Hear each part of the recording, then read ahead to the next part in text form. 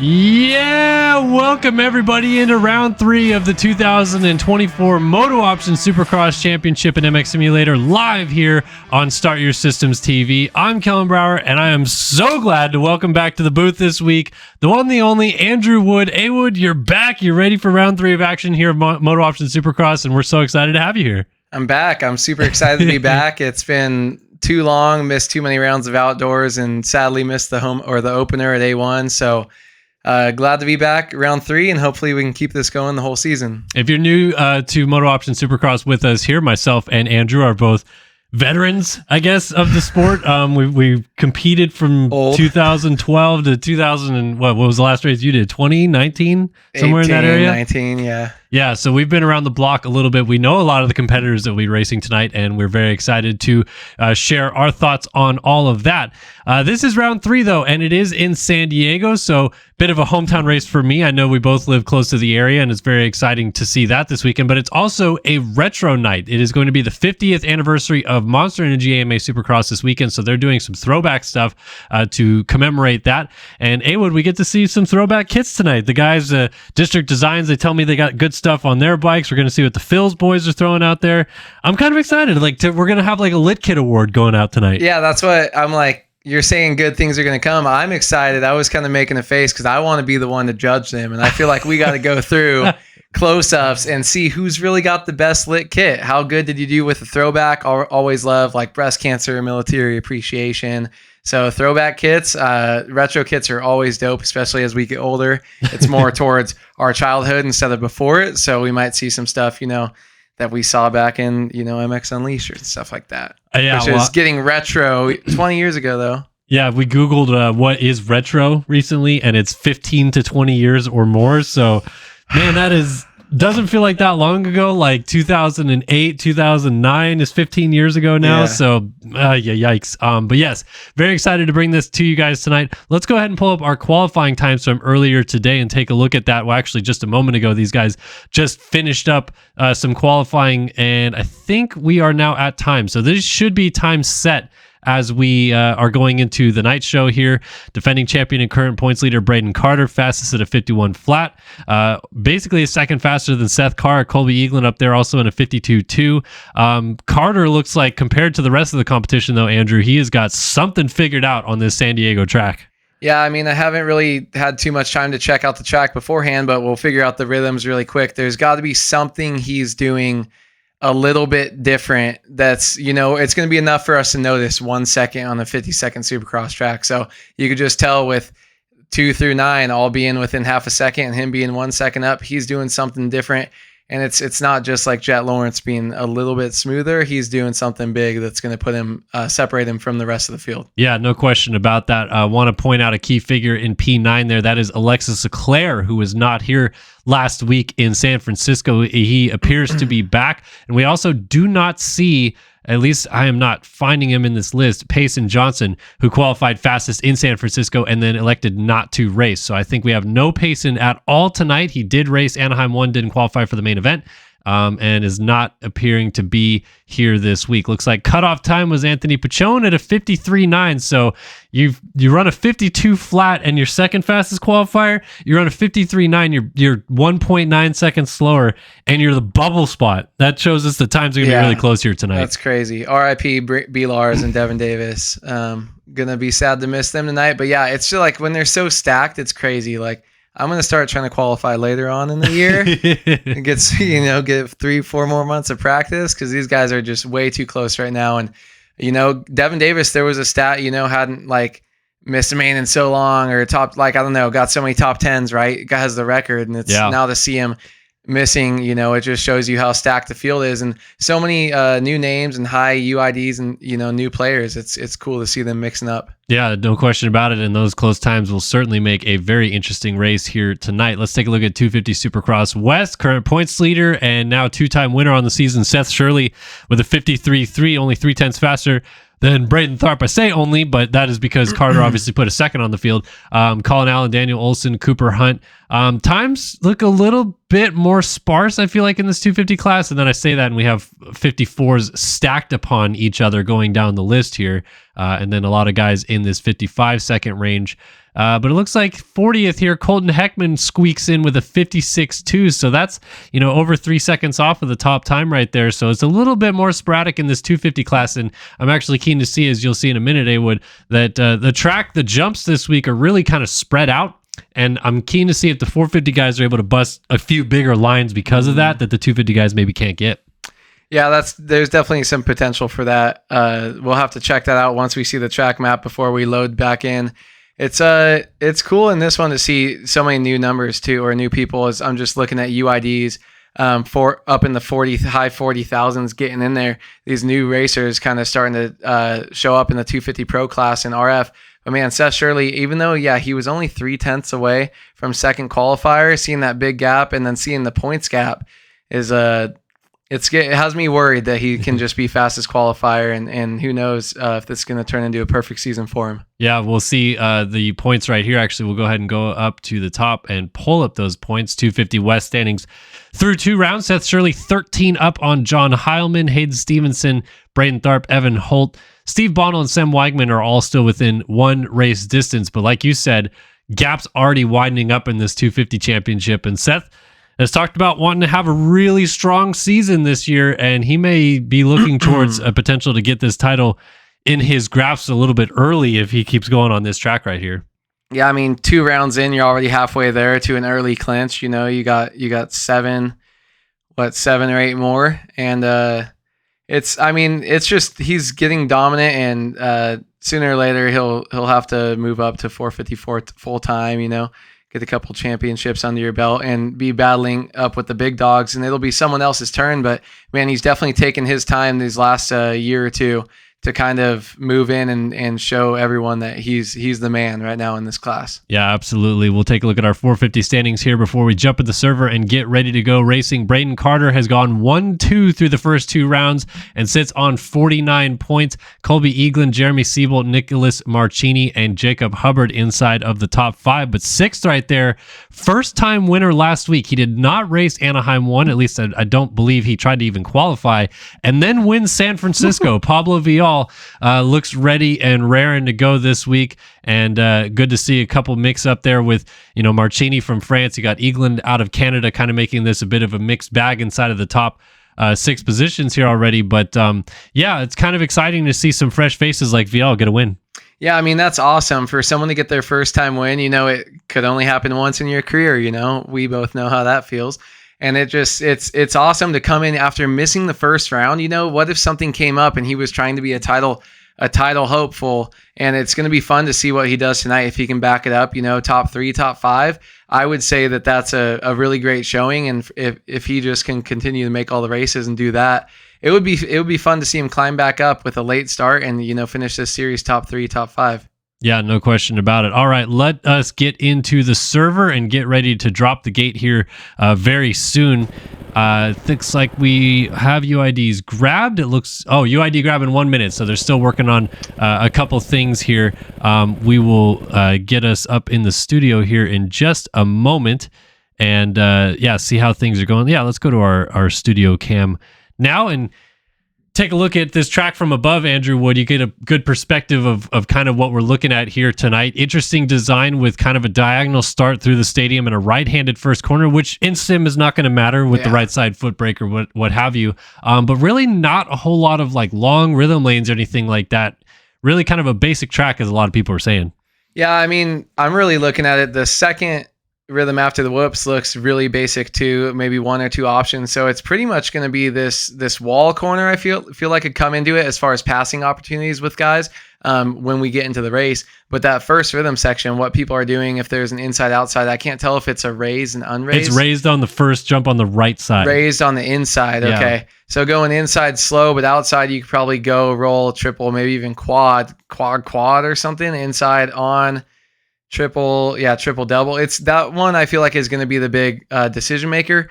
Other than that, it's corner speed, whoop speed, and the one after the whoops, I'm maybe thinking inside double triple or outside triple on off triple. Like Maybe throw a quad in there, but that's not going to change much. You can't get through the whole rhythm section, quad, triple, single, or something for 450s. But yeah, it doesn't look like too much of a separator. But normally in sim, that can mean really good racing. Yeah. Because once we get to the racing and you're not hot lap qualifying, there's not so many spots that can make you go down. When we have 2 long whoop sections and 3 rhythm sections, there's a lot of opportunity for people to make a mistake, quick mistake. You know, it's all seat bouncing with your thumbs.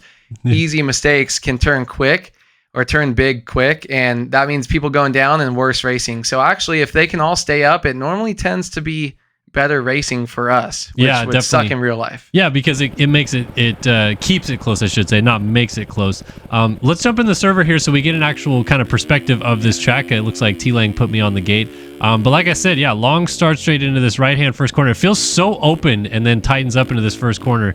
And there's the split options. Looks like you could go over this and maybe triple into this second corner right here. Ooh, or go over the bars like that. It seemed like from testing earlier on that it was more of going to the inside and stepping on off triple double maybe was the preferred option, but there's definitely a couple ways you could get through these couple sections right here. And then like you said, I would also agree that the whoops seem to be kind of the main point of emphasis tonight, because it sets you up for this next rhythm section 2 different ways. If you go through the whoops clean, unlike me, you could go outside and triple on like you were mentioning, but it seems like a lot of guys might end up going inside and then they would double in off of this. And I know you said maybe triple, quad double, but it looks really easy to quad double. And then it also sets you up for an inside option heading into this Supercross triple. So you could even cut the line off from some guys who triple to the outside and are trying to get lined up for the Supercross triple. But yeah, definitely a couple options there. But then the rest of the track, like you said, a little bit more kind of back and forth across the track right here. This little section before the finish line jump is really interesting, trying to get this triple into before the finish line jump. Is again, we're going to jump off the track and land in this tough block. But that triple can, I feel like, make or break a couple nights here, because everyone's going to be taking that inside before the finish line. Yeah. And so it's going to dig a really, really deep rut, and we might have options even open up from that. I mean, guys might go outside and only double single or what have you. Yeah. I'm kind of interested to see how that breaks down for sure. But that triple back on the start actually looked like it would be pretty big too. So 250 riders, I could see them definitely struggling with stuff. And then that whoop section, I know you went down in it, but those are always tricky for me.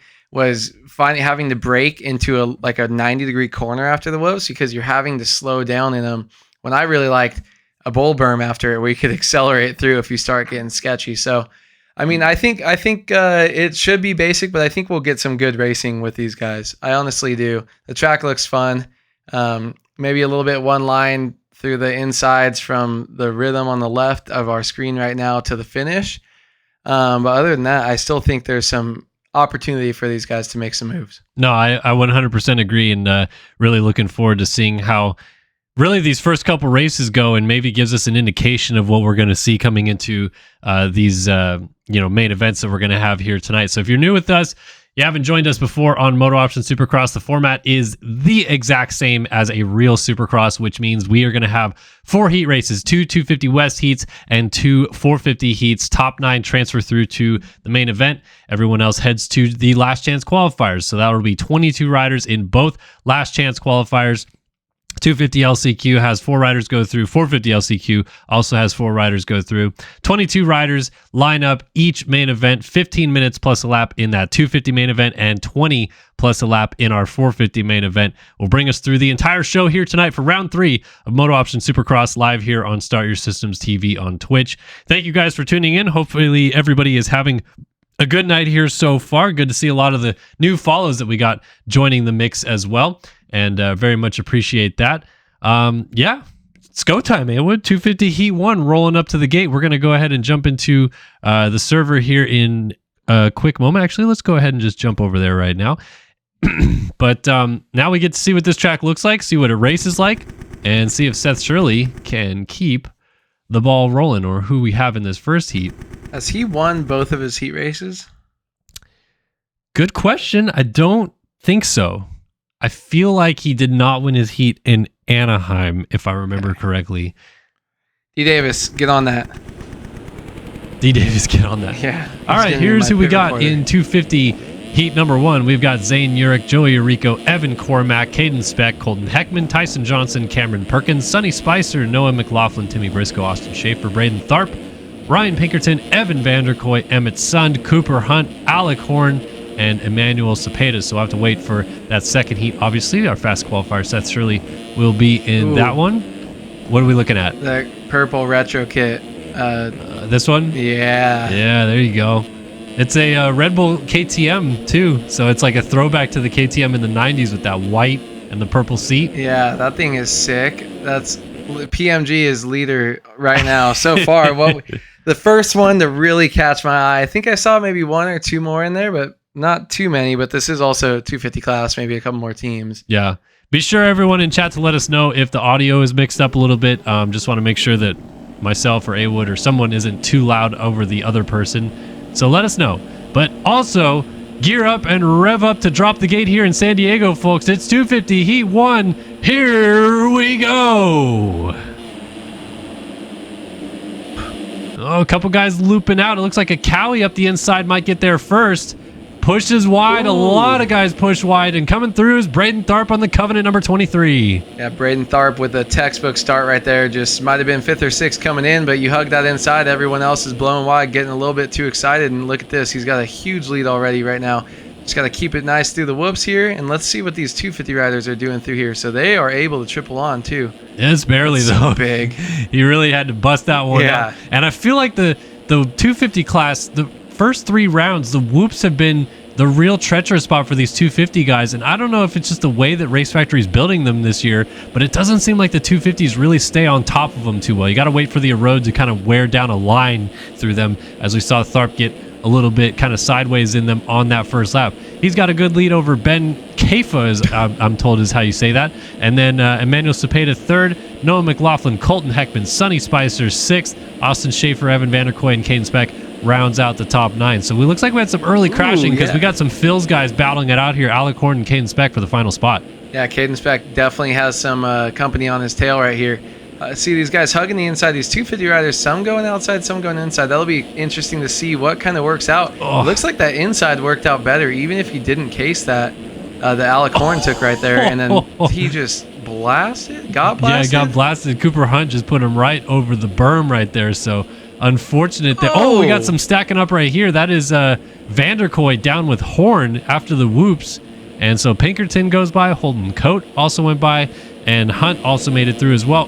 Getting whipped stood on up and just Barsha style. Holden Coat laid it over and moving into 8th. So that puts Cooper Hunt onto the bubble spot. Ryan Pinkerton with a classic Yami throwback, little white, little purple in there, mixing it up. Dope. Outside looking in right now, trying to get up to Cooper Hunt for this 9th spot. If I'm Cooper Hunt, you can't just let that slide. You can't let someone whip in your face like that. That was some like Barsha, what was that, Barsha Muscan? Roxon Muscan. You can't just get whipped in your face like that. That was crazy. So it looks like these guys are having a difficult time getting to the inside.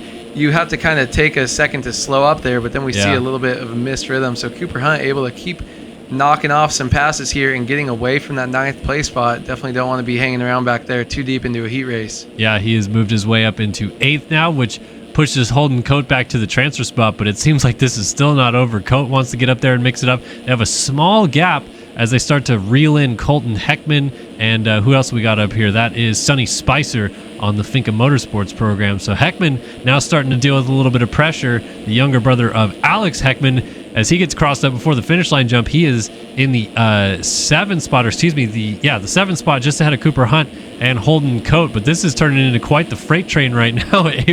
These guys are duking it out, and they're all in transfer spot, but it's a dicey situation about where you try to make a pass happen here. Yeah, and do you make a pass? If you're Cooper Hunt, you kind of have to. You can't sit on that bubble. Sometimes people will want to sit there and wait for someone to fall, but you're just lending yourself more opportunities to make to run into them if someone goes down. Make your own mistakes right there. He actually might lose this position by the end of the whoops, and he does. He gets railed past. What an amazing whoop section by Holden Coat right there. But yeah, you want to get away from that, so that little mistake might not lose you the transfer. It just might put you 7th to 8th or 8th to 9th. So Holden Coat moving into the catbird seat now. He looks like he's on a mission too. He is. He's closed up on Colton Heckman in a hurry, and this is still the battle for 7th. Cooper Hunt slips back to 9th. Pinkerton, Alec Horn, and Caden Speck bringing up Caboose just outside of those transfer spots right now. But Coate, he's going to slice by Heckman, move him back to the 8th spot, and Cooper Hunt nails that triple out of the start. He's going down the inside. He's going to get by Heckman as well, and Colton Heckman slips back to the 9 position, or the 8th spot. Looks like we maybe had a rider go down because Pinkerton is now the man on the bubble instead, according to timing and scoring. And he's got Alec Horn on that Phil Ski and Snowboard KTM trying to close it down. Yeah, we see another rider down right there. Pinkerton might be able to get past that as well. So this is going to tighten up even more as we're too wide in the whoop section right there. These guys are very close. You see 5 riders right there on the screen at the same time. Heckman, 3 different rhythm lines. Yeah, too. Pinkerton needs to get past and get away. Pinkerton actually slides his rear wheel over on the berm, and he goes... almost. Alec Horn didn't give it to us. Come on, bro. We got to have our first one of the year, A-Wood. Yeah, I know. We'll get one soon here. 250 riders. They're young. They're still learning. Pinkerton's like 18 or something.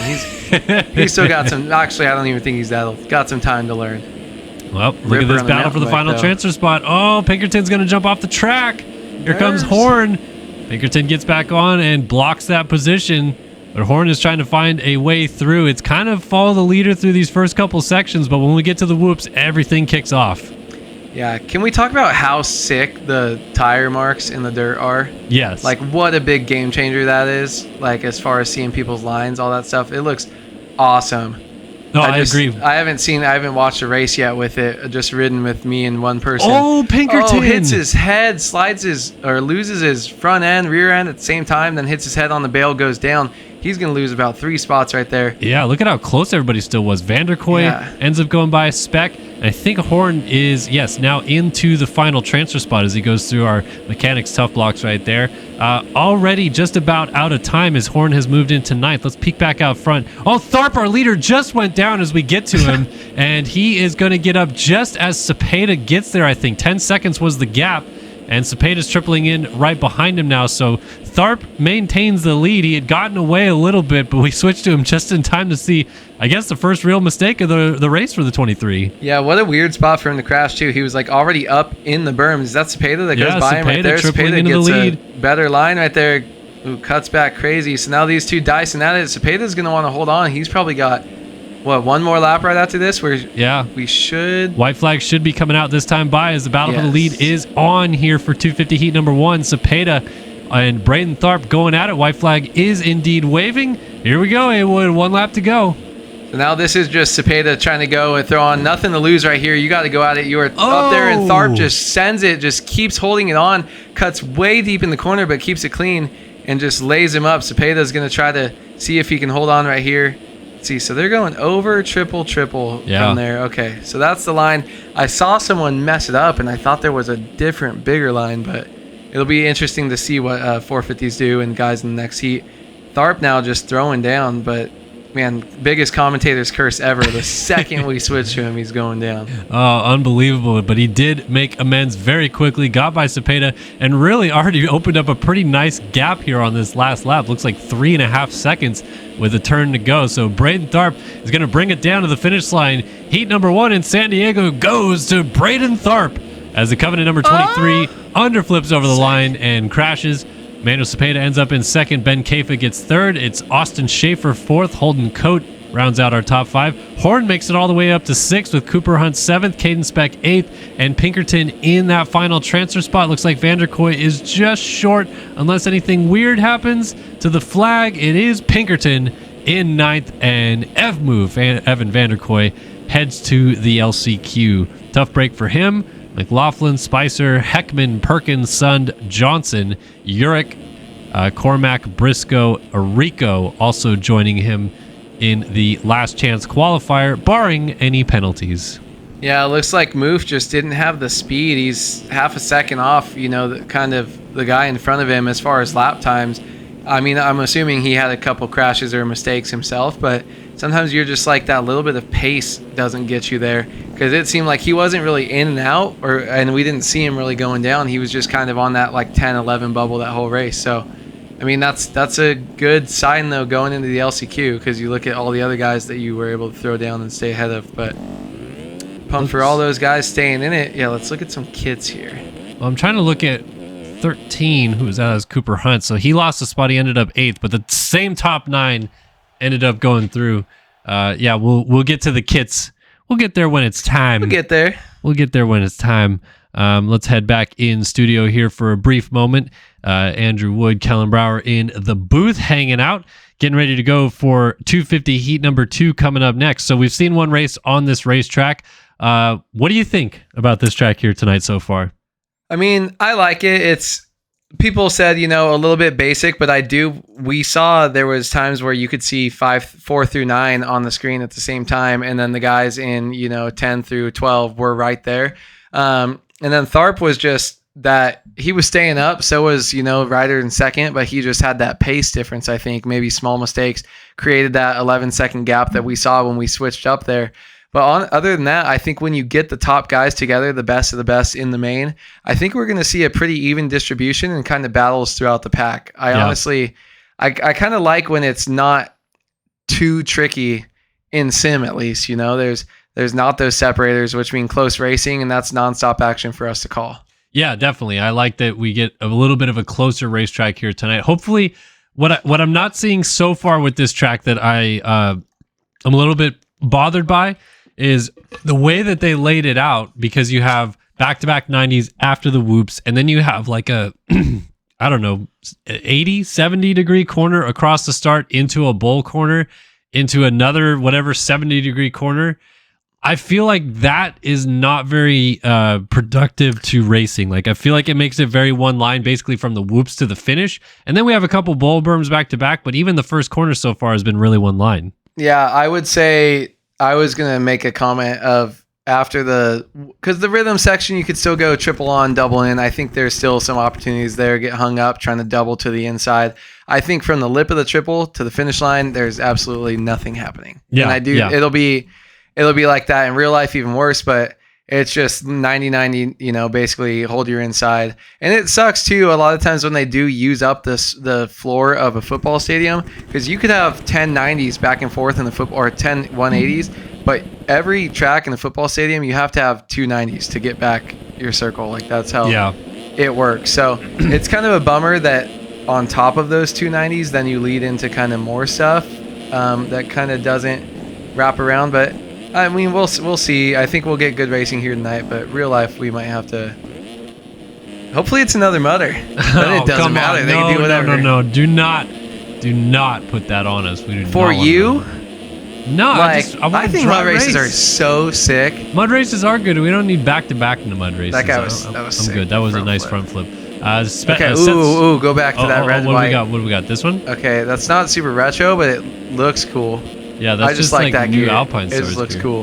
That's retro. Yeah, Fox. That's retro Fox stuff right there. And they also have like the old Honda Troy look a little bit. Okay, so I like that. District clean. Designs. What else we got out there? Spencer Turley team. We're still on the moon. Is this retro? Retro Thor? No, that's the new Thor. This is retro right here. They have so much new stuff that tries to look retro that it's hard to tell who's actually doing the retro. Yeah. No, I've not stopped talking.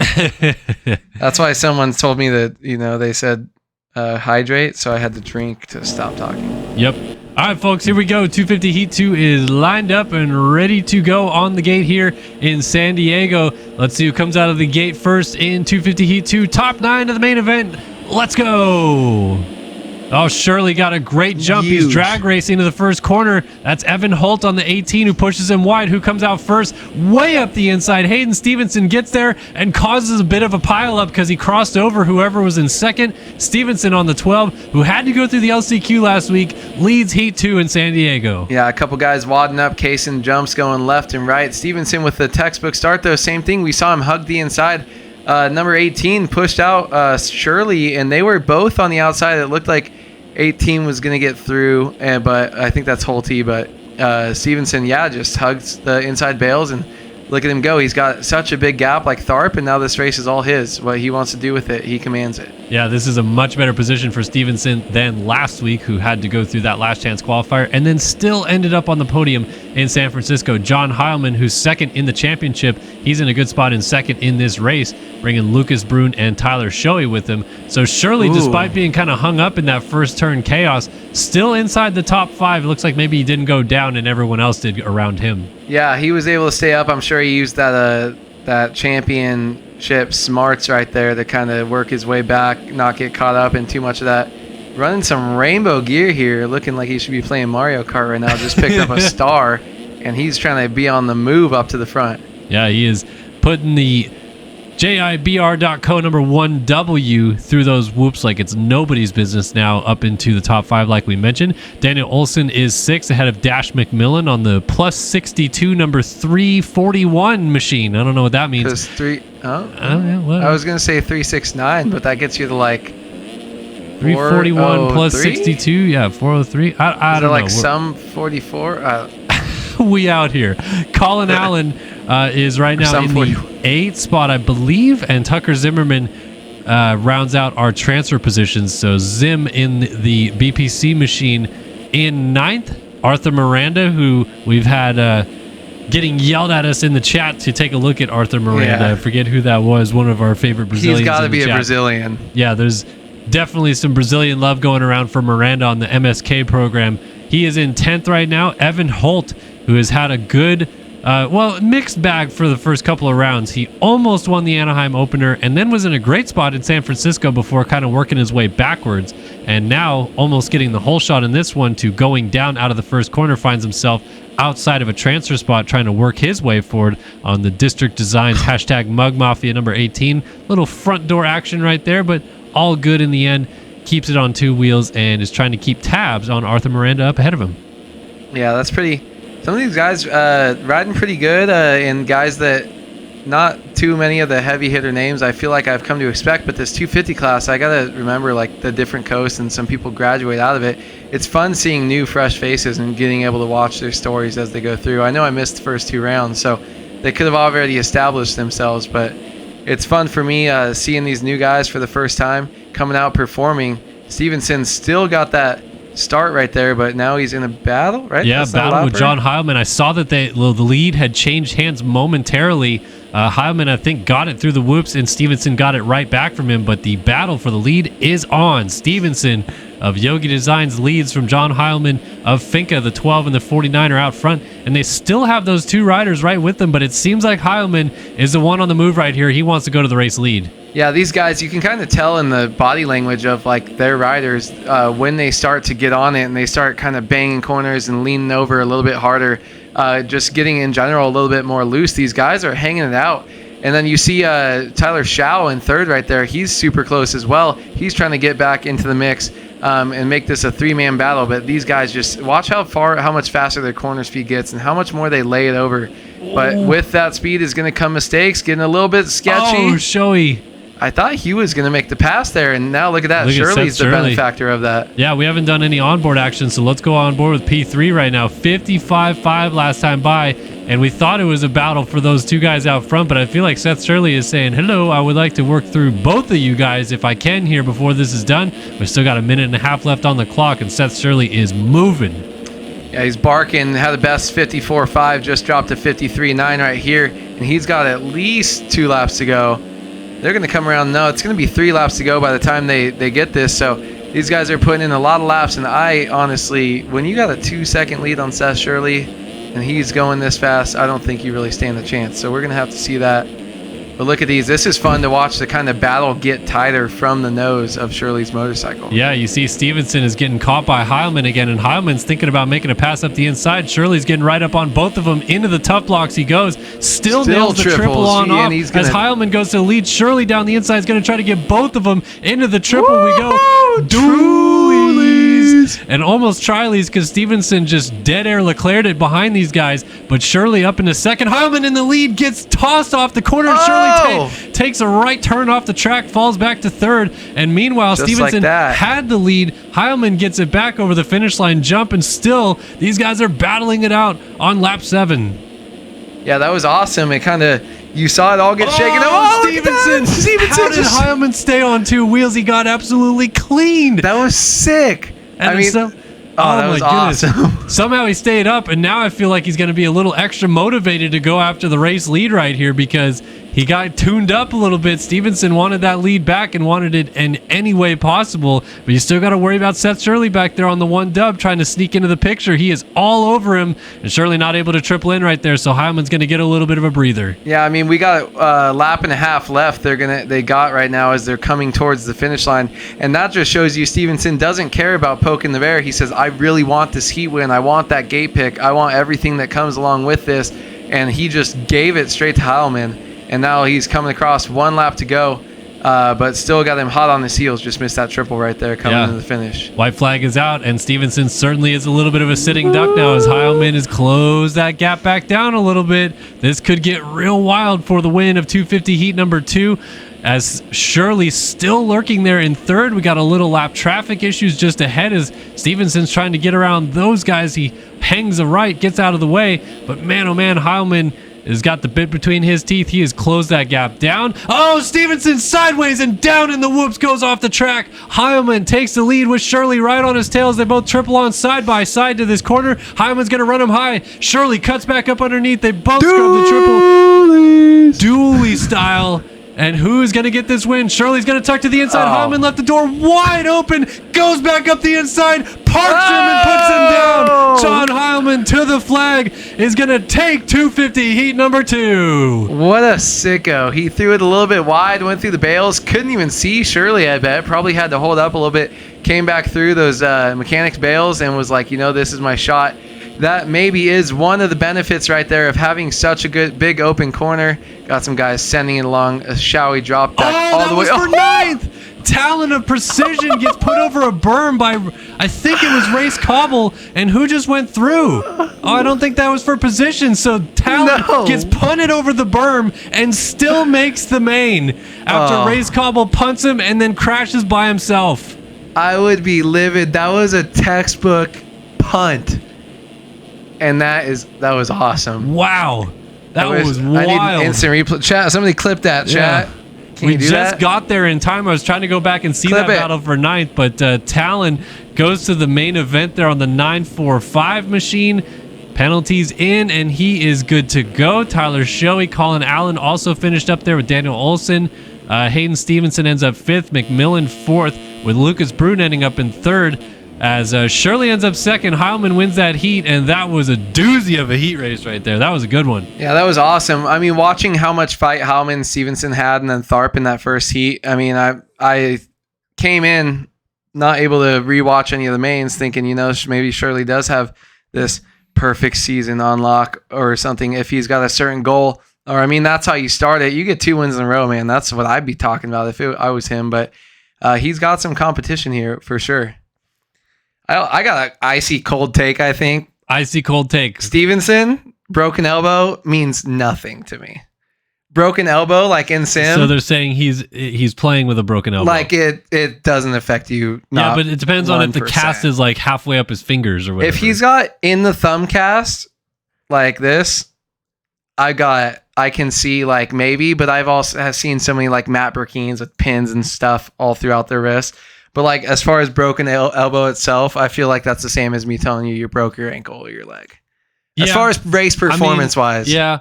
Look, I mean, dedication. It is dedication. It's great to see him still out here. But we come from the era where we watched Jeremy Smith one-handed on a joystick because he had a broken wrist make the 2016 Daytona 450 main event. Playing one-handed. So I just don't like. It's cool, and I wanted to comment on it, but then as the heat went on, I was thinking about it. I'm like, that don't matter. It'd be like I got my maybe he's playing through the pain, man. I got a root canal there. My 2/3. My 2/3. It's the same. You're just trying to piss him off at this point. You're just trying to make him mad. Gotta get him going a little bit. I do think I honestly though think that was more on the cold side of a hot take. Like I know unless there's something physically. Your grip of like the controller, like it's cool. It's cool. Tell me what you got going on. Tell me if you broke your toe. Like that's I'll give you props. All right, 450 heat 1 coming up. Riley Hugh and Spencer Turley. What? I don't know who that is. Taliban vamp from Afghanistan. Wow. Or vamp Hey, Vamp Jeremy Goth. Smith is back this week. The number 4 machine's here. That's my teammate. Logan Leitzel on the 3, Frank Jackson, Seth Carr, Austin Partolo, Kevin Frazaka, Nico Marchini, JR Reyes, Brandon Larson, Jack Haley's here, Luke Sullivan, Ethan Gurst, Bob Joe, Garrett Hollenbeck, Tanner Rogers, Tyron Tomich is also out here. We missed anybody else? I'm not too sure. Not sure what B-Lars got in? B-Lars is in, I guess. So he was first out, so he is. Yeah, someone didn't show up. Or maybe they ran a late lap. Not 100% sure. Maybe he did. Who is this? Afghanistan. Like, should we UID check You're him? not getting. Yeah, you suck. Lame. You should get banned. Also, Bob Joe. Wait. They're showing the list right here. Who did we not call out there? I missed it. We're not getting that. Oh, I can pause it on my phone. I'm guessing by the people in chat saying go Wallman that it's Walter Gebhardt. Oh, God. So that seems about right for Walter Gebhardt. Yeah. The maturity level of a snail. All right, folks, here we go. 450 heat number 1 is on the gate and ready to go in San Diego. Top 9 to the main event. They are off and running. Couple guys hit the gate. Logan Leitzel was one of them. Marchini on the 53 down the inside is going harsh up the inside. The 15 got there, gets crossed up. Pablo Vial comes out as our leader, but goes down. So into the lead goes Tyron Tomich. Tripling down in second place is Marchini on the 53. But Tomich, who we have not seen at the first couple of rounds out here for Connect Visual, goes right into the lead in San Diego. Yeah, Tomich, honestly, I'm going to kind of start keeping an eye on where some of these guys are lining up, and I feel like they should too. You don't want to be too far inside, but you also don't want to, you need to start hitting your brakes and letting up early. I would rather be going 8th on the inside than be one of the first 2 on the outside because of how many people have pushed out, and just every single hole shot we've seen has been coming from, even though he died in the first rhythm, has been coming from hugging the brakes early. Look at that. Someone goes by, makes a mistake. Marchini goes deep, misses the corner, and just like that, Tomich is back in. Yeah, Tomich missed the finish line. Then Marchini went long to the left, landed in the tough blocks, cut back across the track, and Tyron Tomich goes back to the lead. Luke Sullivan now has moved into second place. So now we get a good idea of what these option lines look like. I feel like that was pretty even between Tomich going step on off triple-double versus Sullivan going over triple-triple. But we'll see if these 450s can make something a little bit unique happen with those lines, as Sullivan's going to get the triple to the outside right here, but Tomich tucks inside, keeps it nice and tidy, and maintains the race lead. So Tomich leads from Sullivan, Marchini, Walter Gebhardt, and Seth Carr there on the 15. Logan Leitzel is 6th, Frank Jackson 7th, Hugh in 8th, and we got guys barrel rolling. Like JR Reyes is down with Gurst by the looks of it. Gurst goes down. And who moved up into 9th? That is Hugh in 8th, and Vial, last week's winner in San Francisco, back into a transfer spot after crashing out of the second corner. Yeah, I mean, crashing so early, it's got to be nerve-wracking after probably just wanting to get back in and into the main and prove yourself, but then having your heat start like that. He definitely is going to want to make his way up here. I want to kind of see what's faster here. I can't tell. I feel like it's even, I think, pretty much. Yeah, right? He kind of messed that up. Like, he went long once, so I can't even tell from the gap of the rider in front of him. But I wonder if anyone, I wonder if anyone in chat, maybe D Davis can tell someone. Seth Carr can tell us that's raced it. What's faster, inside or outside throughout the first turns? Yeah. Seth Carr back up. I mean, all the 250 guys seem to be doing the over triple line, but I wonder if maybe from the inside they just can't get onto the table. Like maybe that's a problem that they're dealing with, which obviously the 450 guys can still get that there. Let's see, Tomich is going to go inside step on, and then Sullivan inside step on. A lot of inside step on. Walter Gebhardt, the only guy not to do it of our front group right here. Marchini trying to go after Sullivan, shows him a wheel, and still pops the triple in out of the corner right there, but not quite able to get something done just yet as Gebhardt inches a little bit closer in the background. Gebhardt might have a move on Marchini into this corner at the back. He's going to go down the inside, tuck hard, and get that spot completed. Walter Gebhardt up into 3rd. Now with Luke Sullivan still in 2nd. Tomich, with all this battling, kind of sneaking away with the lead just a little bit, ever so slightly, as this battle for 2nd heats up. Yeah, I think just a little too much going on back here. Sullivan's going to need to put his head down and separate himself. He definitely has the speed to. Oh my gosh, that was a big one. going down in Gebhardt third place right there. Yeah, Gebhardt, like, looks like he went to scrub, but his wheel just kept turning, and he landed into the triple, just complete 90 degrees and slapped down. Yikes. Looked like a snowboard crash or something, like landing, not completing your turn. So he goes down hard. Marcini's up now. So that battle for second is now opened up a little bit more, and Marcini is later in the whoopsies. Huckabucking. So Leitzel goes through, and Marcini is going to get up. You got Hewen, Frank Jackson, and there is Gebhardt. So Marcini now gets up right behind Gebhardt. 7th. Gebhardt dealing with Frank Jackson in a good battle, and he just laid it down. So that's going to allow Marcini back through. And these guys still just going at it. Vial, by the way, last week's winner is Leitzel just went down from 3rd. Going to fall back to 7th or so. I was going to say Vial is still outside looking in right now. He is 10th behind your buddy B-Lars. Brandon Larson is in 9th. But Vial going from winning in San Francisco last week and looking like he could be a little bit of a factor here going into San Diego to trying to fight his way in just to make the main event out of the heat race. Yeah, I mean, fighting, he was up there too, just making some mistakes, and it would be nice to see him kind of get back on his own. He needs to get through the heat, I feel like, for himself, and just like that, he's up in the 9th as we see someone push the front right there. That was, yes, this someone, Parlo? Or is that? I don't know. Did they just disappear off the face of the earth? Maybe, but... It was B-Lars right in front of him, but where did he go? Oh, there he is. Okay, him, we just missed it. So, yeah, just tuck the front right there. But, yeah, I mean, look at this racetrack. Because it's not so crazy, they're making little mistakes on triple on and stuff like that. And, oh, my God, 4 guys, just five dudes. They're on top of each other. Oh, 5 dudes on top of each other. Reminds me of my last weekend. down. We got Seth Carr down.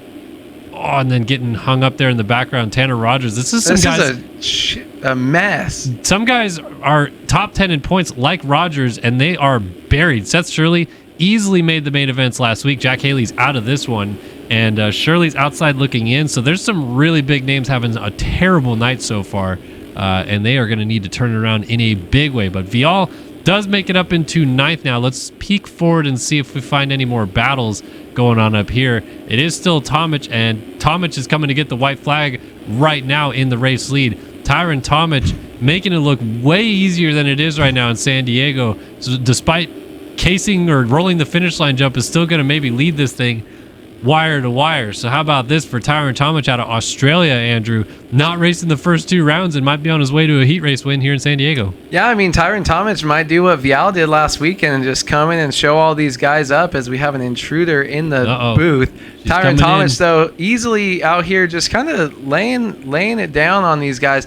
And I think it's fun. I mean, it sucks when these guys do miss the first couple races. Just like me as with my commentating, I would like to be here, come in, put on a great performance, and just realize I missed 2 weeks of that. When these guys come win a heat race and just come out here and put on a great performance, it kind of makes me bummed that we missed that when they first started. So you watching good to see him out here, though, as Tyron Tomic comes and wins Heat 1 for 450 class here at Round 3 San Diego. And look at this lead he's got. Yeah, big gap back to Sullivan, Frank Jackson, Riley Hewen, Logan Leitzel, Nico Marcini, Bob Joe, Pablo Vial looks like he's going to make it. He's battling Gebhardt right here. Oh, Gebhardt is just holding on, but Vial looks like he is going to make it through into the main event out of 9th right there. And don't worry, my daughter does know they are motorcycles. She said race car and then said I'm watching motorcycles as she left, so don't worry, people, it's okay. Seth Carr, Brandon Larson, Jeremy Smith out on the outside looking in, Spencer Turley, Austin Parlow, Garrett Hollenbeck, Kevin Ferzaka, J.R. Reyes, Tanner Rogers, Ethan Gerst, and Jack Haley did not make the main event out of this one. Penalties are in. Let's see if it changed anything. Looks like Gebhardt lost a spot, or what happened there. Now Marcini, I don't know. These guys are all mixed up. Who is the 30 machine that lost some spots here? Oh, no. Vial got Gebhardt. 8th. That's what happened. Okay. So Vial got Gebhardt for 8th. We're just spinning in circles. Yeah, just going around and around and around. But the winner was indeed Tyron Tomic. Yeah, Tyron Tomic. That was a great showing. Yeah, just like with Vial, it's like, dang, what if you showed up at A1 and could throw down, what kind of battles have we been missing? But now we're going to Heat 2, and we're going to see Braden Carter and see what kind of stuff that he can lay down, because this man is a bad man. He is indeed. A bad man. No question about it there. Trying to keep up with what's going on in chat. I know that we've had this discussion going on about running your correct name, and it is a thing. It is a part of the rule book that you could get penalized for running incorrect naming convention. It's just like numbers and names. It used to be, hey, fix that by the LCQ. You read a setup, it's wrong. Even your team name, like they got lax with that, which I think is cool and funny. But like, it makes the stream look unprofessional. It makes your racing look unprofessional and lame, especially when you have stuff that's like could be seen by a lot of people as offensive, like the name that he's running. Yeah, and it's just like, it's your business. Oh, I got so much work. This is making you money, right? You're putting it on. Like, you should care about it looking good on our streams and, just anything. If people, I don't know. In my opinion, I think that should be like, hey, you can't race the LCQ without it. You're DQ'd, like it used to be for 12 years. And now it's just so, like, I don't know, lame. Yep, it is lame. What it is. Drop. Lame. Hashtag lame. But we're going to keep rolling forward and keep calling the action as it goes. 450 Heat number 2. Braden Carter's going to win by 32 seconds. Okay. Leclerc's in this heat. So is Colby Eaglin. Braden Carter's going to win. It's going to go... Is Seabolt in this? No, he was in... yeah, Seabolt would be in this. Stacked. This is stacked, bro. You got to chill down. Carter, Eaglin, Seabolt, Caleb Hall, Tyler Lang, Castellaneta, Sellon, Chudy, Rockefeller, Seabolt, Bear, Holiak, Garrett, Eaglin's in this one, Burns, Pachone, Leclerc, Hubbard, Badani, Gummison, Holm, Mills, and Carter. D. Mills is racing? D. Mills! Has he been racing? He raced last week? Or Unreal. One of them? Didn't even tell me. I know. He's just out here grinding. This heat has 10 main event winners. There you go. And if you're not including 250 main event winners, add D. Mills. He won Daytona. Yeah. D. Mills is a winner. Trevor Burns is a former 250 class winner. So I think they're including that because I don't think, Eaglin, Leclerc. Eaglin, Holiak's had that 1-1, right? I don't know if he's won a 450 main. Seabolt. I think Nick Sellon won one randomly, if I remember. And obviously Lang. I need to learn these people's names because they're different. YouTube is mostly like their names. Both 250 and 450. Yeah, both. Unreal. Yeah, this is gonna be sweet. Carter. That's stacked. Yeah, Carter's. He's gonna do one stupid thing too if we see him. Adam Holmes won a main. Johnny Padani. Jacob Hubbard's looking for some redemption. He's had a couple really weird weeks. Colby Eaglin has been very solid through 2 rounds, looking for his first win of the year. Holiak, Austin Bear, Jeremy Seabolt came within a lap of winning the Anaheim opener, and boy, would that have been fun if he was able to stomp that down. How about this setup? I know that this is like a current Fox kit that they're kind of using, but I like the Cowie with this kind of like throwback Fox stuff that looks a little bit like what James had. That is sick. Yeah, that's a clean kit. I like it. We're gonna have to during the main. We're gonna have to go through and get a winner. I've already got a couple like district designs. I feel like you gotta. Nah, you don't have to make the main to have the best kit, but it helps. We look pretty good. We do. That purple bike looks sick. The all purple. Yeah, there's some good kits tonight. Is that Phil's? No, that is not Phil's. Phil's are all the KTM guys. Red Bull KTM. Here we go, folks. Final heat race of the night. 450 heat number 2 is off and running. And whole shot hero Jacob Hubbard's got a great start. Johnny Padani's trying to get to the inside. Hubbard shuts the door and gets to the corner first and out of the corner first. So Hubbard leads, quads in, and is bringing Jeremy Seabolt with him. Down the inside, though, comes Castellaneta on the 22 into second place, and it's a Phil's 1-2 with Seabolt rounding out the top 3. Yeah, and Braden Carter is going to be way back because I was keeping an eye on that spot where I thought the whole shot would come from. He was in the spot hitting the brakes that could hug the inside and just got clipped and lost it, slammed his head down, and look at that. Seabolt now, guys that he doesn't want up front, right up front here, and that's bad news for him. We're going to get some great racing, though, as well. Leclerc down 13th, Holm 14th, Carter 15th. So those guys are going to have to be pushing it. First lap comes along, though, and our top 3 are pretty close. Yep, Hubbard, Carter, and Castellaneta. Looks like the Cowie's back there. That is Caleb Hall, Dylan Cavicciuti, Johnny Padani. This is a good little freight train right here. Kind of seems like Jeremy Seabolt wants a piece of the lead, and he's going to maybe have a shot as Hubbard gets hung up. Seabolt had to get really stopped, and Castellaneta is going to go up into second place because of it. So Hubbard kind of got a gift from that because it seemed like Seabolt was starting to get on him for the lead, and now Caleb Hall's down the inside into third, Seabolt all the way back to fourth. Yeah, it's crazy how he didn't lose too much. Look at that whoop speed right there as Hall is just swapping the whole way. Dylan Cavicciuti, Seabolt was going by ripping through it, and Cavicciuti is going to go. So I was trying to... He kills Padani.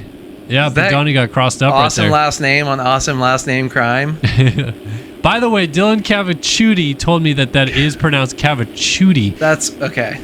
We got a battle of the champs right here, though. T-Lang is on Carter, and Leclerc is right behind them. I think they are, 8, 9, 10 right now. So Leclerc outside looking in. Carter has made it up to 8th. Lang is in 9th.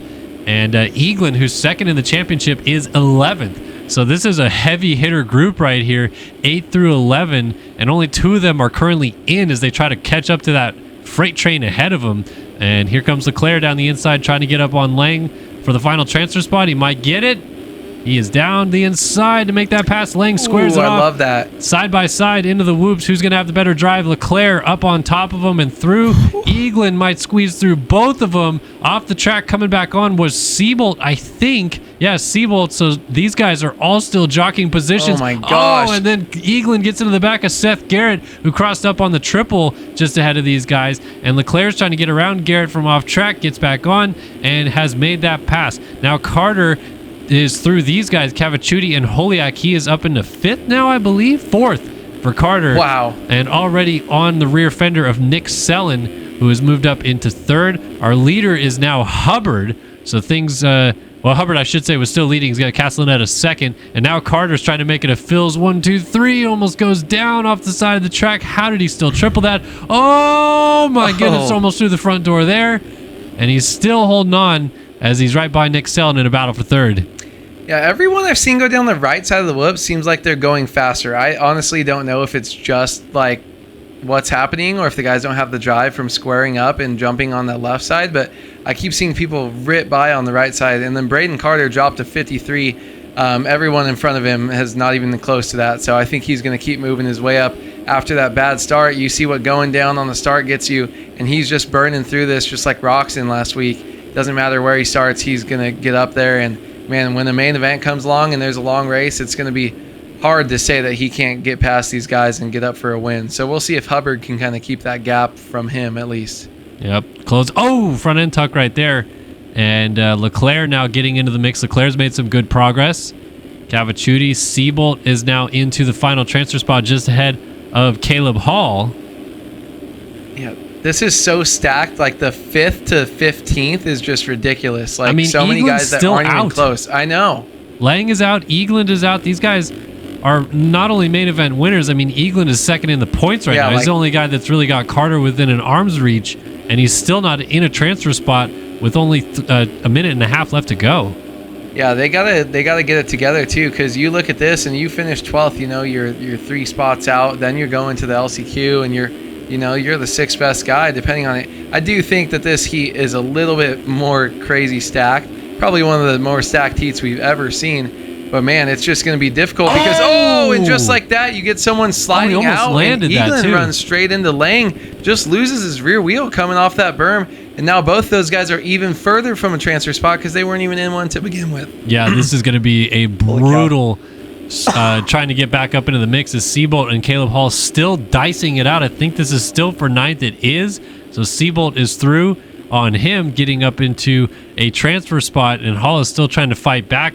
These guys are all just mixed up with Seth Garrett. We got Connor Holiak right there. Someone just got back on the track in front of Seabolt, or just behind him, I should say. Dylan Cavicciuti for Connect Visual. Oh, filthy scrub for Cavicciuti, almost through the front door, though. And Caleb Hall is knocking on the door, trying to get by him. As they come down, they're going to have, I think, 2 to go this time by. It's going to be really close with Hubbard out front.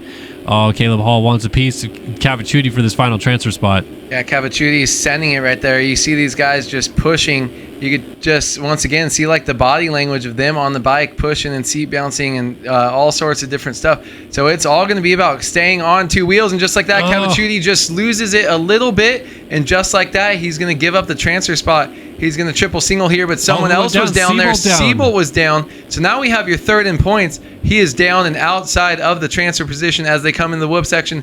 We've got a lap and a half left. Or no, we've got more. No, he's down. He's so far down. That was coming for a while now. So now Eagland has moved up into 10th. White flag is indeed waving, and Eagland still has a bit of a haul to get all the way to Caleb Hall, who's battling with Dylan Cavacciuti. We'll see how this all sorts out back here. Meanwhile, these guys up front are moving forward. It's still Hubbard leading this thing on the last lap. Carter's moved all the way to second. He's gotten around Nick Sellen. Leclerc trying to get through the lap traffic is up to fourth, with Castellaneta rounding out the top five. There's so many Phil Ski and Snowboards KTM in this heat race, but Hubbard has led this thing almost wire to wire, just trying to keep this clean and tidy on the last lap and hold off his teammate to get this dub. Yeah, it took him a little bit to get there, but I mean, that's what you get of having a great clean start. You know, it's difficult to get those, and some of these guys are just better at doing it consistently. That's why they're always up battling for championships. But Hubbard just able to get up front nice and early and try to stretch out the gap.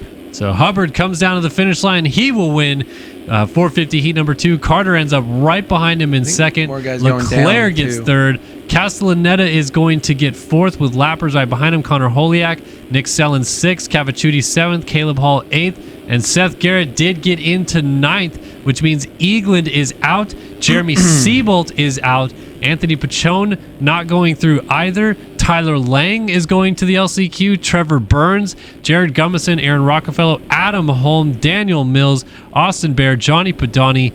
There's already at least 4 or 5 names in this outside group right here alone, not even counting the first heat, that are going to be really annoyed not to make it out of the LCQ, and there's every chance that some of these guys don't even make it out of the LCQ. This is going to be tight quarters. Siebold, Eagland, second and third in the championship, going to the LCQ in San Diego.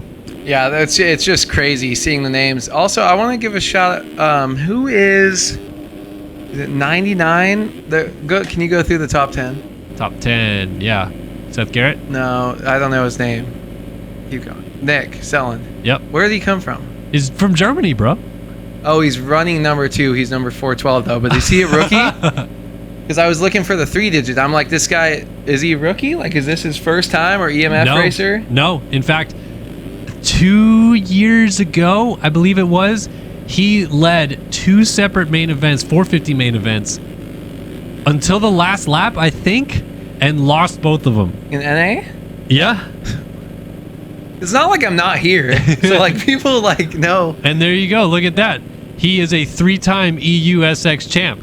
So, yeah, that is really cool to see him out here racing. And indeed, he is from Germany. So, catch the fever. Nick Sellen going straight to the main event, getting the job done. I mean, that's pretty sick. He's nasty. Like, I saw he was running, like, third the whole race, and I kind of didn't know when to pull off and talk about him. So, that's pretty unreal. I mean, he dropped back to 6, but hey, you're up there. You know, just fix your number. Just make it, you know. He's so fine. Everyone knows. Leave him be. So 412. We have the skins at least. That's what I know. Yeah, we're good. I mean, man. Euro champion, does it really matter? Some people are saying. Oh, give it a rest. I won an Italian championship. Okay, that's like going on my tombstone. So I'm calling all of them on my tombstone. Beat Leclerc. Carry 67 wants us to stretch. What stretch should we do? Should we stretch out the arms, get a little arm pump loosened out? Are we on? Stretch the back. We're on it. We're on like Donkey Kong out here. Bend over this thing. Oh, what do we got here? Awood's going for the full stretch. You know when you're like in your school chair? I got like 4 vertebrae good cracks. He's falling off the screen over here. Oh yeah. Andrew Wood going. He's selling the stretch right here that Carry 67 redeemed 750 stream points for right there. I really appreciate that. That was awesome. Yeah, so as Alligator reminded us, he lost on the last lap to Carter, and then the next week crashed, and Leclerc won at Atlanta. But Nick Sellen, there's a couple weeks in a row there that we're like, oh my God, Nick Sellen's going to win his first ever race, and it just didn't happen Such a frustrating moment for him, I'm sure. Want to give a shout out to a couple people. It's Moto just subscribed. Thank you so much for the sub. Dominic22B also subbed a couple minutes ago, and Tanner BRK subbed as well a few minutes back. I apologize that I missed those when we were covering the race, but I appreciate the support of the stream and the fresh subs that you guys are bringing to the table here tonight. Thank you guys so much for that. And Crazy Brazy also right now hitting us with a sub. Crazy Brazy. Fresh subs. We got they're pulling some Jimmy John stuff. I feel like what I need to do is I need to have a sandwich ready right next to me and just pull out fresh subs when these guys subscribe. We can make that happen. But they would prefer that we just have tequila shots or something like that, get us really lit. Next time I'm off Wednesday, Thursday. Yeah, when you can stay over. Yeah. Oh, I'm going golfing tomorrow in Temecula. You want to come? I'd love to, but I got to go to the doctor tomorrow morning. What Next time? 7:50. Nah, I can't. That'd be sick. Not telling you guys where my tea time is because you're going to show up. Show up. All right. Last chance qualifier time, people. Catch the Fever 250 LCQ, baby. What do we got here? We got Race Cobble, Joey Arico, Cash Woods, Tucker Zimmerman, Emmett Sund, Arthur Miranda, Cameron Perkins. We got Jeremy Estrella, Tanner Thorson, Tyler Nichols, Colton Heckman. A lot of guys in this one. Evan Vanderkoy, Sonny Spicer, just to name a few. Awood, 4 guys go to the main, and this track is close quarters. I think we're about to have a duel. It's going to be so sick. I'm so excited. Oh, I forgot Evan Holt is in this one too on the 18. Is that Holtzy? That is Holtzy, who has had an up and down first couple rounds after almost winning the opener. He's got to make it through the LCQ in San Diego. We're off and running. Got a guy hitting the gate. Holtzy's got a good line down the inside. If he breaks early enough, this whole shot is his. Emmett's son swings a little bit wide, and Holtzy does indeed grab the whole shot. I think that's Race Cobble. Colton Heckman with a good start, but it is Holtzy leading into the second corner. You could say he's my favorite person on the gate right now, and I'm happy for him. Holtzy had the perfect line. I thought he was actually going to push wide, and the yellow bike behind him was going to get it. But he was able to hold on. Oh, they cross up, and he gets in the Race Cobble. Yeah, who? Coble just killed him as Briscoe goes to the lead. I think they kind of crossed each other. It was pretty tight. Dooies as Timmy Briscoe and Tyler Nichols absolutely tossing salads on the stream right now. And into the lead goes Briscoe. Nichols up into second. Is this a throwback setup for Nichols, or what do we got going on here? Oh, this is just freaking, what is that? It makes me, I want bubble gum. Yeah, Sherbert O'Neill gear we got on Tyler sick. Nichols. It is sick, but it's kind of a weird mix for retro night. But I dig it. Let's. Is it supposed to be retro? I don't think so. I mean, maybe he just went with the most crazy colors that he could, because like bright colors, tie-dye stuff is retro still. Yeah, cases that triple just a little bit. Oh, coming into the berm right there. Carson sucks. Bullen in the Davalos trying to avoid him. Puts himself in the Davalos. We got Brazil coming into the mix. Oh, no, Joey Arico. I thought that was Miranda. Joey Arico. Down the inside, trying to get in there, though. His internet is lagging. He's gone on that McDonald's internet. Get in there like swimwear. Here's that double, triple, double live as he gets the inside. Going off the track. Bullen gets killed again. Sonny Spicer, and then he comes in front of Evan Holt. Banned. Spicer's definitely got the ban hammer coming to him, because that is a horrible. Me and D. Davis would have got you done back in the day. Absolutely. Timmy Briscoe still leading this thing. Nichols is still second. Cobble third, and Cormac is fourth. But we got Arico, Zimmerman, Bullen, McLaughlin, Estrella, Thorson. A lot of N's in here as well. Spicer, Heckman, Bowers. Evan Holt right now is 14th. He's got to get through 10 riders to make this main event tonight. And a 5+1? I don't know if it's going to do. Yeah, 5+1. So up the inside, going to move to 13th now. I just kind of look on the track map when you're on that view, and that's how I would be when I'm racing. And I say, I would be looking at the time in outdoors too, and I would ask my friends, I would say, where is this position? Yep.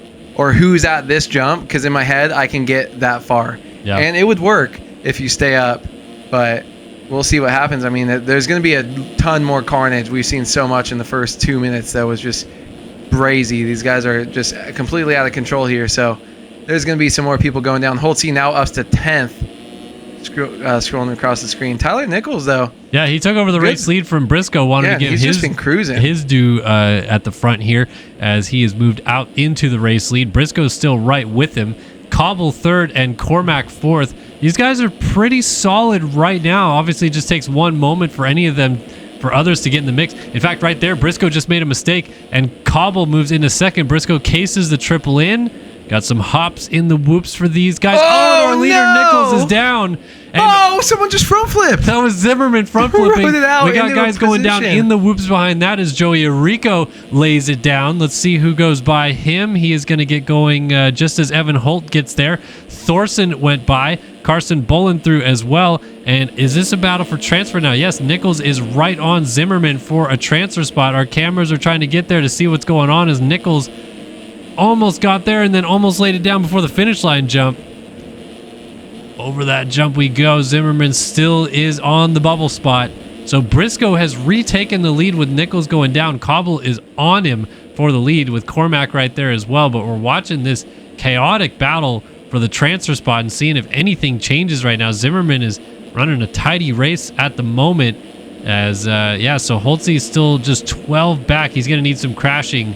Bolin and Nichols not quite close enough to get up there on Zimmerman, but it seems like if these guys make mistakes in the whoops, that's where it's really going to come to fruition for anybody trying to work their way forward late in this one. I think we're going to get another lap too. 4.5 minutes on the clock. Oh, yeah.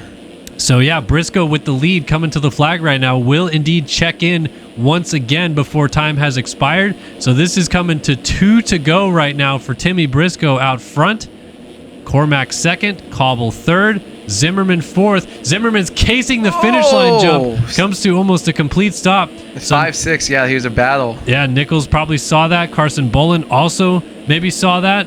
And it looks like Holtze disconnected from the server, so another crash must have got him. And that is a shame for the 18 machine. Nichols was right there and tucked the front end. So we got other guys going through. Thorson and Bolin getting back in the mix. Man, Zimmerman has got to be sweating bullets right now. Yeah, I mean, he got a little bit sketchy through the whoop, so we're going to have to watch him here. This time, he's doing good. You see the front end dipping, but that means the rear end's not swapping as much. Just got to stay clean for another, basically right here. I feel like you can't mess this up. Who went down? We gotta change for some position. Oh, Briscoe. Where was Briscoe down? He was up front and is now 7th. So that means that Thorson. This is the transfer spot battle. Thorson is up to 4th. And the white flag is waving. I was going to make a comment last lap when you showed him in the first start straight. I feel like Tanner Thorson is one of the names in my head that always gets in through LCQs. Yeah. And like last transfer spot. Over the years we've been doing this, I feel like that name just sticks with me of like, oh, I was in 6th and people fell and now I'm in. Like he's just Mr. Catbird. That's what they call him. Just always in the right spot, right place, right time. As he's getting a little bit laggy and framing that. Don't let the commentator's curse come through. Got to get through the whoops clean. One more lap through, bouncing in the whoops a little bit, but he's clean. And all these guys ahead of him got through clean as well. Yeah. So Evan Cormac is going to be the guy to bring it down to the flag to take the win in this last chance qualifier. My daughter is ready to come join us on the broadcast. Say he won. What you got, Holly? Say he won. He won. Yeah, go ahead. Talk on there. What you got? Ka. Oh, really? Are you a chicken? Ka. Or you're a bird? Cock-a-doodle-doo. Holly, who just won this race? Was it Evan Cormac? No, the red one. The red one? Oh, I think the the green red one won this race. Ray's Cobble, Tucker Zimmerman, Tanner Thorson. Looks like they have made it through to the main event. Red bikes are way cooler. But Holly, look, this bike won. What color is that one? Green. Yeah, the green one won, huh? And he's got polka dots like a dog, like a Dalmatian. Yeah. Ka. Yeah. It was a Kawasaki, yeah. Ka. Are you a bird? Yeah. Oh, okay. You ready to go to sleep? I guess. Bye, Holly. Night, night, love you. Just going under.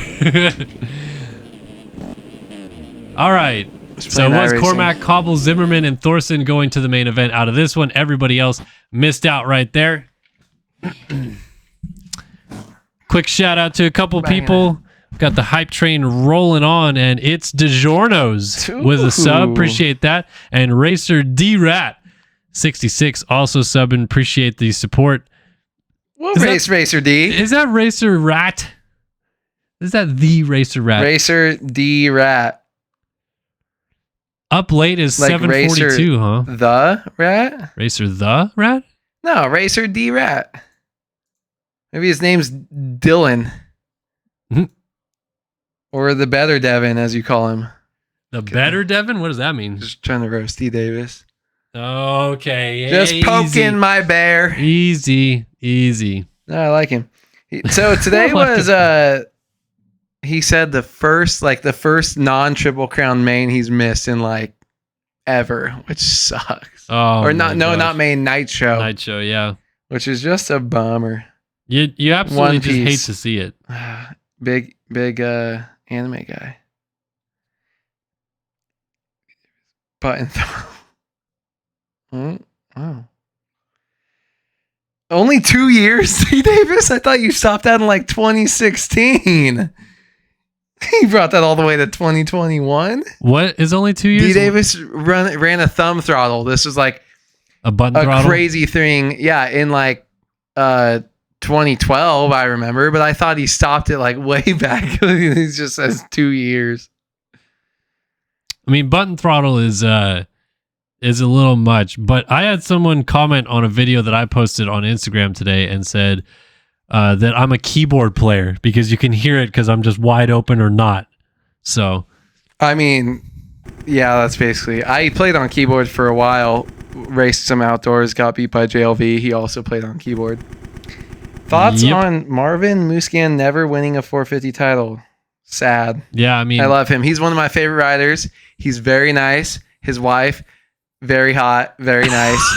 She's not even hot. Matilda's like, she's like, think you were gonna go she's there. so cute. She's like, no, she's nice. She was nice to me when I was young, like knew her back in like 12, 13. She's beautiful. Just super nice. He's nice. They're just yeah, I see him miss, around town because they live here. They just are cruising around Corona. I all the miss time. Marvin racing. Really, I really do. Yeah, I wish he he's was still sick. out there. His style's cool. He's like skinny and fit and fun.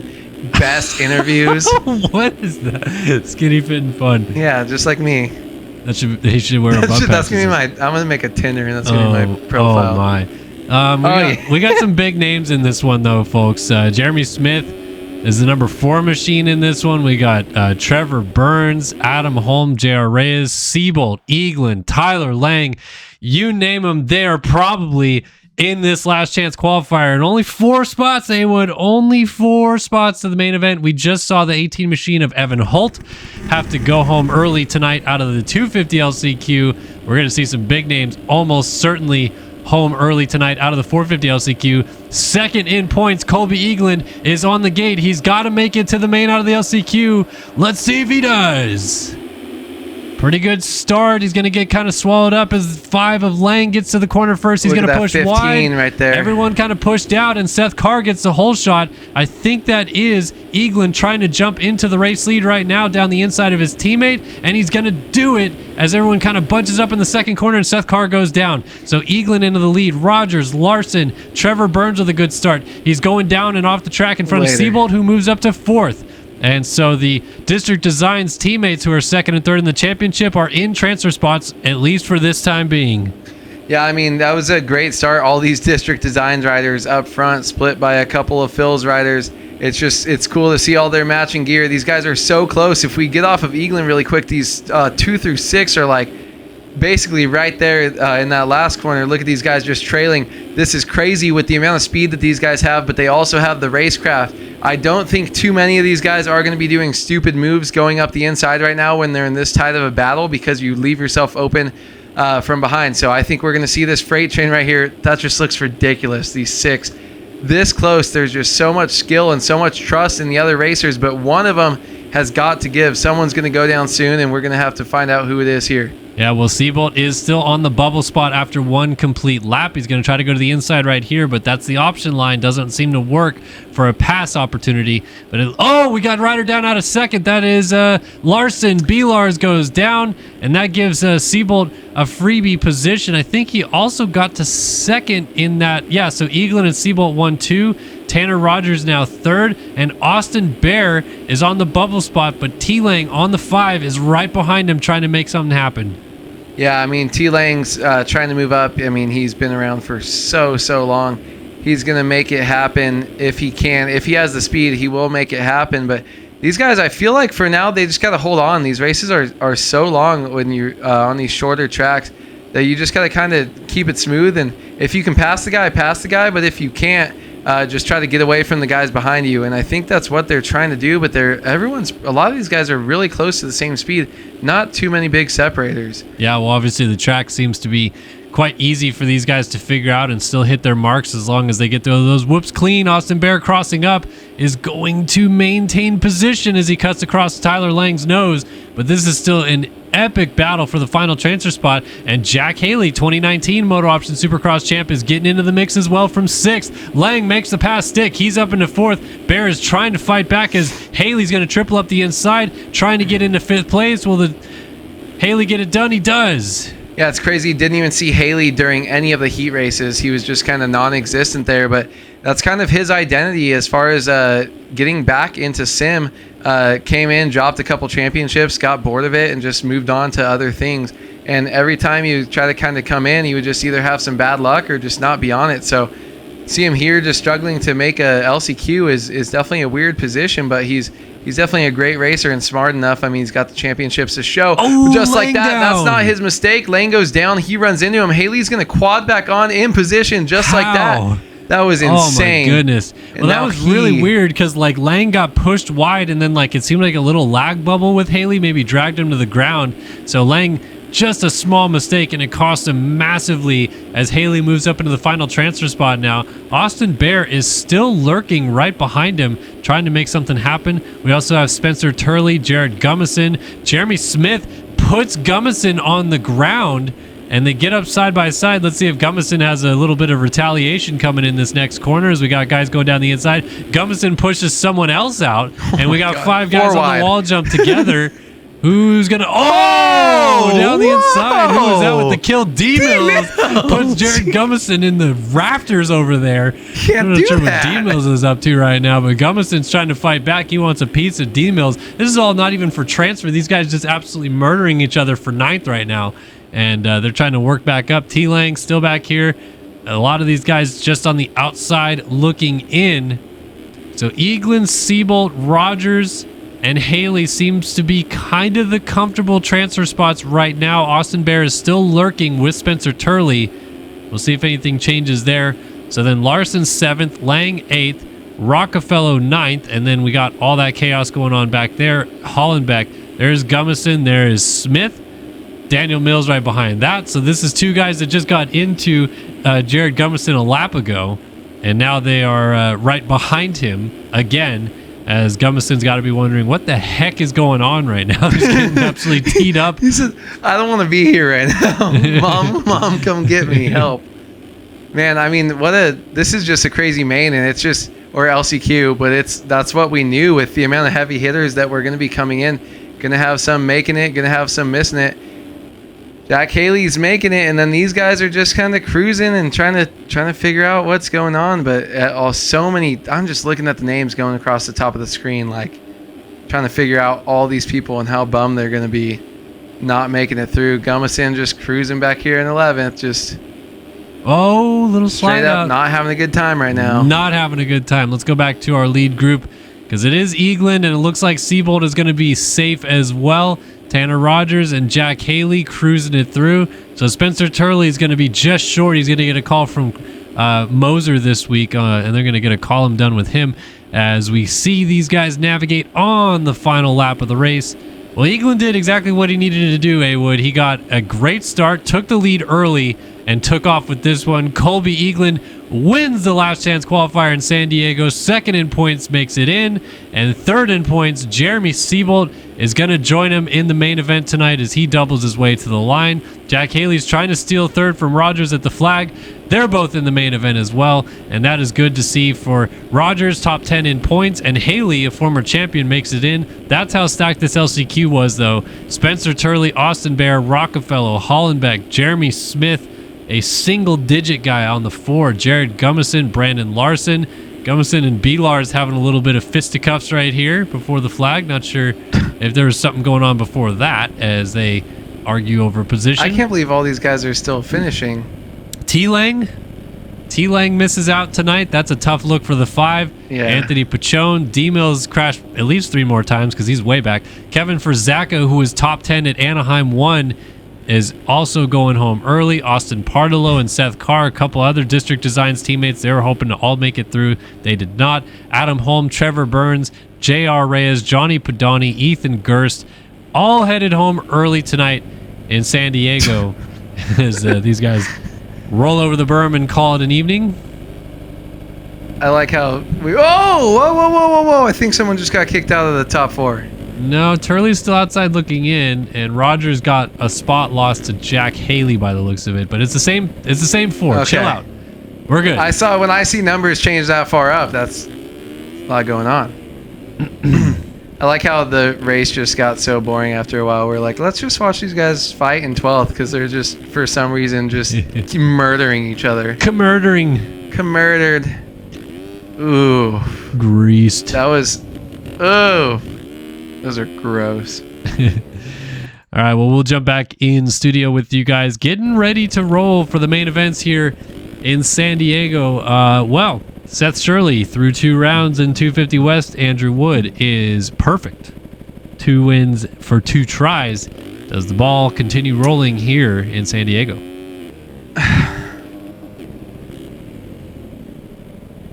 He's so good at those. He's distracting me. That was so clean. What?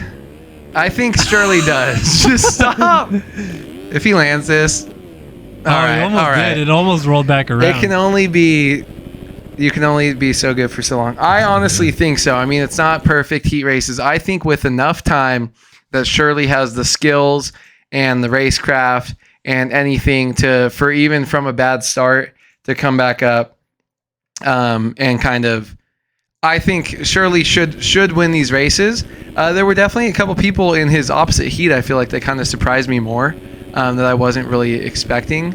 But I think he should get it, but I'm not saying 100%. I'd say like 70% chance, but I would love nothing more than to see him get challenged by some people because it's either going to be us rooting for a perfect season all year or me. Or it's going to be, can someone beat him an inch away at this gap? He's already 13 points ahead of second. Someone needs to take a charge and start taking some points away from this guy. All right. Well, that is the update from Andrew Wood ahead of tonight's 250 West main event. Not sure what we're waiting on at the moment, but we'll get the ball rolling here in just a quick second. There we go. 250 West main event. Loaded up. John Heilman second in points. Do we have anybody that you've seen tonight in either heat from the 250 class that you look at as someone that could beat Shirley tonight based on speed? We obviously saw Tharp and Heilman have a heck of a battle for their heat race win. Shirley did get the dub in his, but oh my gosh, we have got treats. We've got Hannah snacks rolling in. My wife is bringing the dessert to the studio. They're warm. She's currently Instagramming or Snapchatting herself doing it. But so much. She's got brownies, people. Oh my gosh. Better than Pookie snacks. Let's see what we got. That's right. Yeah. That's right. Mm-hmm. Tharp. I was trying to make sure. Braden Tharp, Ryan Pinkerton, Stevenson, and who else? Who else was battling with Stevenson? Heilman. Yeah. Those few guys have kind of showed me that I think those are guys that could be competition. I think if we see someone make a move, that's going to be it. I mean, I'm just looking at the results. They've been throughout the top 10. You know, Showey's been better. Horn has been better. Lucas Brune has beat those guys or been with them. But as far as this track and the heat race, those are the two that kind of looked like they were going to be better to me. Yeah, I would agree with you. His biggest trouble, those kind of three names. Stevenson, Heilman, Tharp. Yep, definitely agree with you. Maybe Pinkerton. We'll see how it all shakes down, though. We need to get back in the server, though, and it's taking a little bit to get there. Because we, Andrew Wood, you and I, have got to pick ourselves the Design Lab. Well, let's see. There we go. Whole shot? We got to pick the Design Lab Whole Shot. Also, designlabco.com is where you can go to check out some sweet graphics brought to you by former NorCal legend of MX Simulator, Nick Porter, who's on board with us for the stream this year. wait, he's sponsoring it? He's sponsoring Hell it. yeah, Design Lab is so sick. He's made me custom stickers. He do vehicle wraps, dirt bike stuff. He just released, I saw yesterday, I think, beta.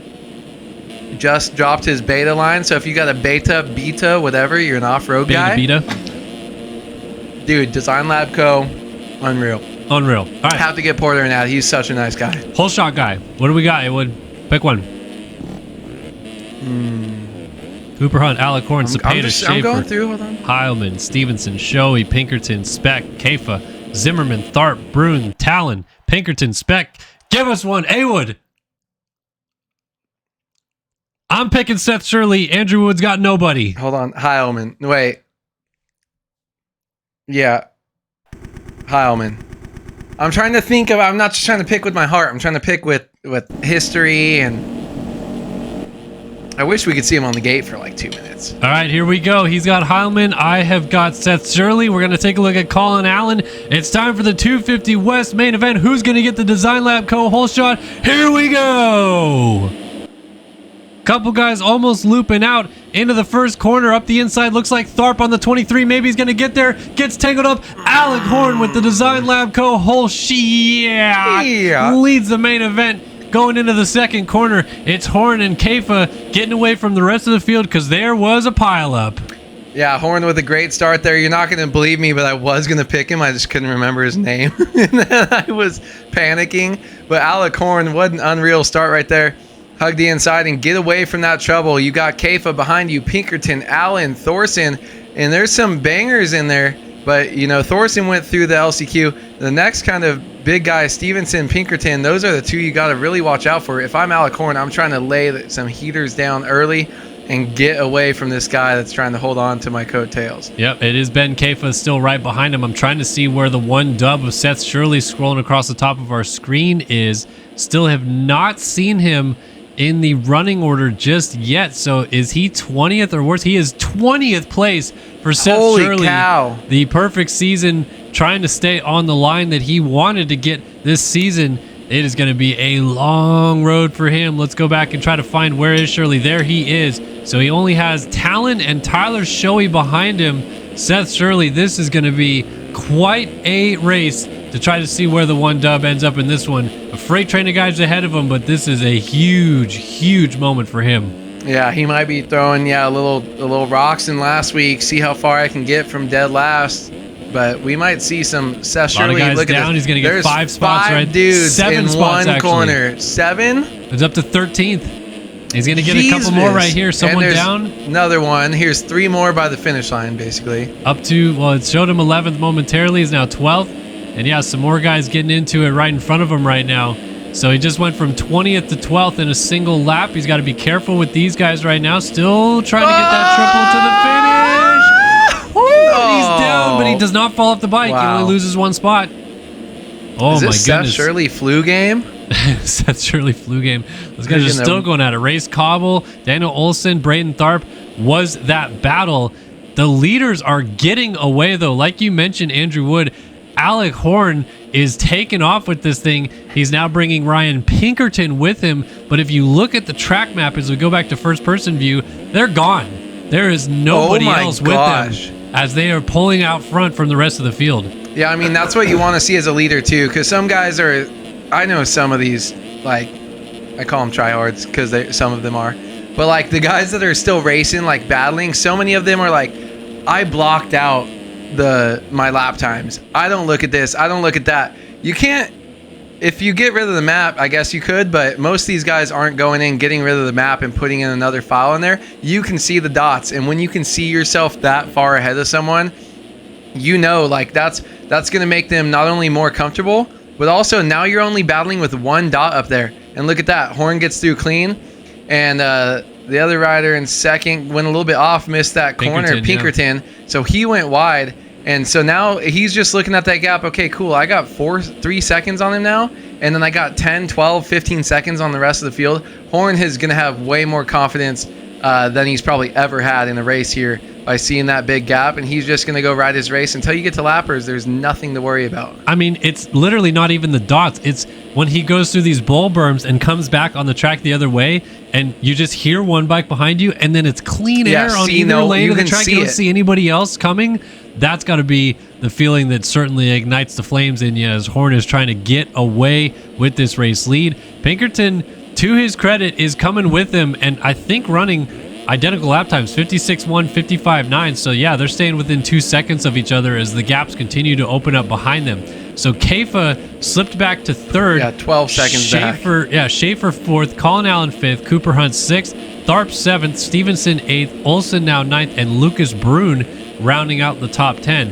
Heilman 11th, McMillan, and then Shirley is now 13th. So Shirley, who was up there with Tharp at a certain point, is now 13th. Tharp is continuing to march forward in this little mix-up of guys that are still battling for third behind Keifa.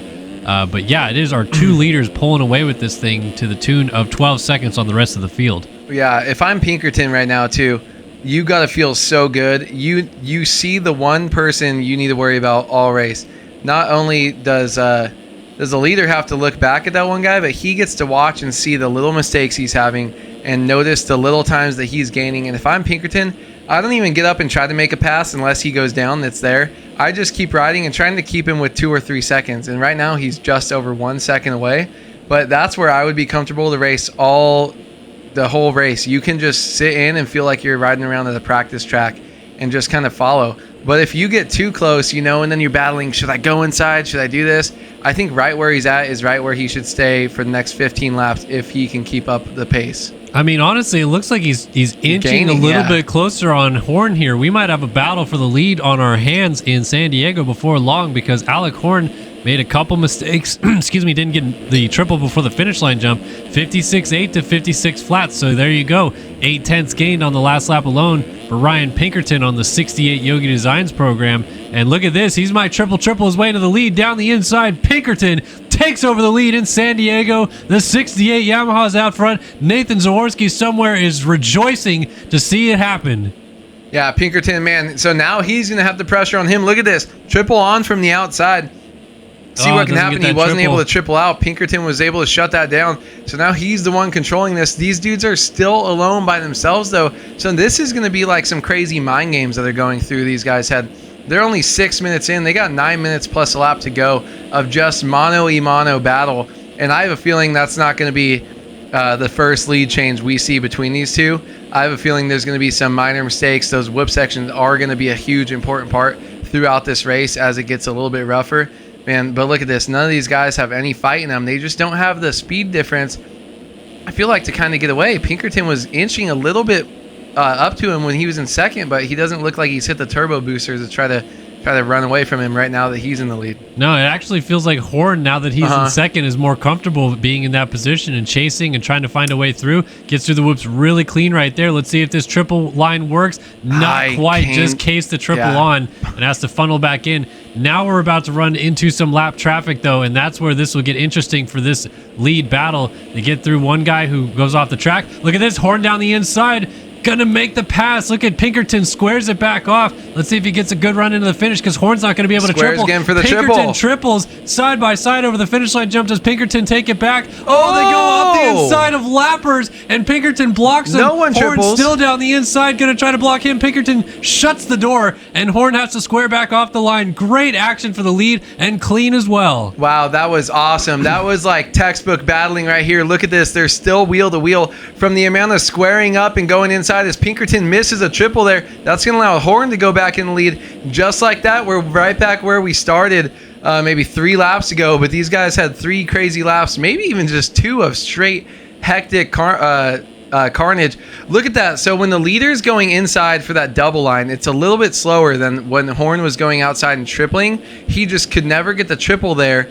But I feel like on this 250s, that's a huge separator, and it would have happened. They were able to get back around and make that pass because of that inside-outside mistake there. But then I really like what he did there, Pinkerton did last lap, going wide and being able to guarantee yourself that triple, and then sets you up for the inside in that bull corner. Because there's only about, 1, 2, 3, 4 bull corners on this track that you're going to be able to take advantage of. So why not set yourself up for a pass if you're coming into one of those close on someone guy's tail. Yeah, definitely. And this battle is still close. 8.5 minutes in, and Horn just missed a triple. Pinkerton down the inside retakes the race lead again. Back and forth we go, still in San Diego, as Alec Horn gives up the lead to Pinkerton. Pinkerton does not get the whoops very clean, stands it up, and Horn triples right back into the lead again.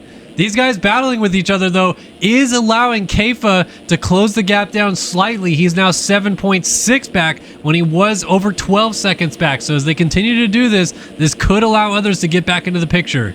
Yeah, I mean, exactly what you said there. Every single time that these guys not even make contact, get close to each other, slow each other up, is going to take that 12 or 11 second lead that they had last time we saw it, and that's going to slowly diminish and bring it down. So you want to battle, but you don't want to be battling every single lap over and over. So Horn getting away a little bit is actually probably the best thing for both of them. If Pinkerton can settle back down into the pace again, and then, let's do this fight in about 5 minutes when it's about to come down to the wire. You can't afford to keep doing this thing nonstop all race. As we see the gap, 1.5 to Pinkerton, then only 6.9, nice, to Kefa. And then that's your top 3 right there. So they are still starting to have to worry about someone once you're into that 10-second mark. And one thing I noticed out of both Horn and Horn scrubbing in front of Cobble. I think this is Race Cobble, who is trying to unlap himself, and he's doing a really bad job of mixing up with the leaders. Trying to say messing. Junior. Shut up. But I was going to say, neither of them were able to go, and look at that. So Horn checks up and just lets Race Cobble hit his back tire because he was certainly being a bit of a nuisance there. But they both did not get this over table triple in this first rhythm section. Both of them kind of messed up the downside of it. So let's see if they get it this time. Horn over does get the triple this time, a little bit short, and Pinkerton a little bit cleaner there. So, and Horn just got hung up on a lapper and goes down. So Pinkerton takes over the lead, and Horn finally has a lapper get in his way. We still have whoever this is trying to battle. I think it's Race Cobble on the 60, and he's trying to unlap himself, but he's really messing with the leaders at this point, and it's kind of a shame to see how this is going as we got even more brownies coming into the fray here. Pinkerton battling for the lead as he has to deal with this lapped rider, and it's still just a bit of a problem out there. Let's see who it is. Let's go back and find who it is and kind of shame him a little bit. It is indeed Race Cobble, because he has now unlapped himself twice, and instead of getting out of the way for the leaders with the blue flag under a second, he's continuing to race forward. I get it. You wanted to be in your own race, but he is currently in 17th. He is not in a battle for the lead, and he's kind of ruining it for us a little bit. Yeah, I mean, the cardinal rule is under 1 second. 1.5, 2, you start kind of thinking about it, and then under 1 second, you got to get the hell out of the way. So it's like, for it being so long too, I understand you're trying to race, but it's also 17th. If it's not, outdoors when you're on the bubble for points, or we start lapping up in the top 10 and you're in 6th, 7th. But so you just kind of got to make that move. And I'm sure the racers, will kind of, someone will throw a protest out there, do something. There will be for sure at least a warning for that. That's just a bummer when it starts to affect the race. I mean, we do have the same top 2. Seth Shirley all the way up to 4th, by the way. Last time I checked, he was way, way back. And only 12 seconds off the lead. Yeah, Kefa is only like 4 or 5 seconds out of this now. We just kind of showed that gap right there. Kefa coming down the start straight, I think the other way, or maybe he just went down. No, he's right there still. So he is right behind Horn going into that first corner now. Horn is starting to close back up on Pinkerton. Pinkerton is still right behind Race Cobble here, who has not moved out of the way, and they're starting to catch another group of lapped riders right here. So we have only got 2.5 minutes left to go in this race, And this is coming down to the wire. Race Cobble coming from off track, wide open and jumping in front of this group, still right in front of our leaders and not moving. This is where, if I am the race director, the black flag is definitely coming out for Race Cobble. He has been in the way for far too long and is going to try to ruin this battle for the win by the looks of it, because he is not getting away. He had his chance. He got in front of these guys, and he has not gotten away. It's now time to get the heck out of the way and let these guys battle for the win. Yeah, I mean, other than a live black flag that the race director can only do, the only thing we can do is sit here and shame them and tell them how dumb they are, which they did. You know, it's only about 5 minutes late, but hey, at least it's there. Hopefully you let third through, you know, and we can keep third and fourth and keep tightening up this battle and kind of let this race develop on its own. That's what we're here for. Oh my God, and he goes down. Alec Horn does not triple. He landed front and down. He endoed straight into that. Goes OTB. Shirley to third. And Shirley on a podium after being dead last. Look at that. And Pinkerton just picks it up from a crash. Did he just get hit? No, that was another guy landing on the opposite lane. But now it's Ben Kafa and Ryan Pinkerton. And look at this. Seth Shirley can see the leaders ahead of him. We have got 1 minute plus a lap to go in this race. Ryan Pinkerton is trying to win. Ben Kafa is trying to win. And Seth Shirley is trying to come from just about dead last to steal the show here tonight in San Diego. Holy smoke, strap in, folks. This is going to get good. Yeah, this is going to be unreal right here. You got Pinkerton, who's, been back and forth so long. Kafa's been slow and steady back there in third, and now he's got a chance to see his heart rate's going to definitely come up right there. Makes a mistake, though, which is kind of a bummer. Has to double through this whole section here. He's going to lose some time, and now Seth is right on his rear wheel. Seth is going to waste no time. Watch the whoop speed difference. And Seth Shirley is just barking. Actually, pretty good. Pinkerton's down in the whoops. The leader goes down, and Seth Shirley triples his way into the race lead. Unbelievable scenes for the 1W as he takes over the lead. Wow, that is unreal from where he is. 14 minutes, 55 seconds on the clock. He is going to come up. He will not pass the finish line before 15 minutes. So this will be the white flag as he comes across, taking it at the perfect time. Man, everything in his favor. It was too much, I feel like, of Pinkerton and Horn just making mistakes, going back and forth with each other. They had this race between the two of them. If they just kept it upright and did not allow those guys to get into the mix, they messed up with each other enough just to allow Kafa to get there. And then once that started happening, the mistakes shine through. Pinkerton crashes with 2 laps to go from the race lead, and now Seth Shirley's trying to bring this home on the last lap. Yeah, Shirley, I mean, he's only got to stay up for, what did we say? This is the easiest part of the track. If you don't have a lapper come in, Seth Shirley's the type of guy that can just take this thing home. He's not going to push it. Knows he doesn't need to. Here it is, One more folks. turn. One more turn. He came back from 20th and keeps the perfect season alive. Seth Shirley takes the win in San Diego from a comeback ride that you will never see in this type of field. That was unbelievable. Ben Kafa gets on the podium. Alec Horn and Ryan Pinkerton end up 3rd and 4th after disputing the race win all main event long, and Colin Allen rounds out the top 5. Braden Tharp 6th, Austin Schaefer 7th, Hayden Stevenson 8th, Lucas Bruin 9th, Tyler Shoei is going to round out the top 10. John Heilman, who entered 2nd in the championship points, is going to pick up 11th in this one, just missing out on the top 10. Tucker Zimmerman, pretty solid effort for him, ends up in 12th. Cooper Hunt gets to 13th to match his number. Tanner Thorson 14th. Race Cobble is the first guy a lap down in 15th right there. And kudos to him. He did eventually get out of the way, but he spent a lot of time blocking those guys. Evan Cormack, Talon, Daniel Olson, Holden Coate, Caden Speck, and Emmanuel Cepeda is that running order throughout the field. But they all followed home the 1W once again. 3 for 3 for Seth Shirley, and this one may have been the most dramatic yet. I mean, that's just crazy. I mean, besides, it's not like there was big crashes or anything from the leaders. You know, they did have their mistakes that slowed them down, but for the most part, it was just, okay, you make a mistake, I get by in the lead. Then you make a mistake, I'll get back. Kind of losing, a second or two here and there. Where instead of them both going down together, they both lost 10 seconds. They did that. Then Kafa got to them. Like, Kafa was there the whole time. it's just unreal. The speed that this guy has and the dedication. That's not. I mean, perfect season Still watch alive. is alive. And you know what's also crazy is besides Pinkerton, who I briefly mentioned, the other guys that we talked about being threats were not even close to being part of that battle. You know, I mean, it was just awesome riding by Horn, Pinkerton, Kefa, all those guys. But man, Shirley just lays it down. Lays it down 3 for 3. I genuinely thought about halfway through that race, I looked up, and I think you probably did too, and saw Shirley like what, 9th, 20 seconds back, and I'm like, I mean, maybe, but Yeah, he's got to have a lot of things go his way, and everything went his way. yeah. I Maybe guess. it wasn't even that far, but I saw like 20 for a while, and I saw like, well, once we watched that past 7 dudes in a lap, I was like, oh, okay, and then.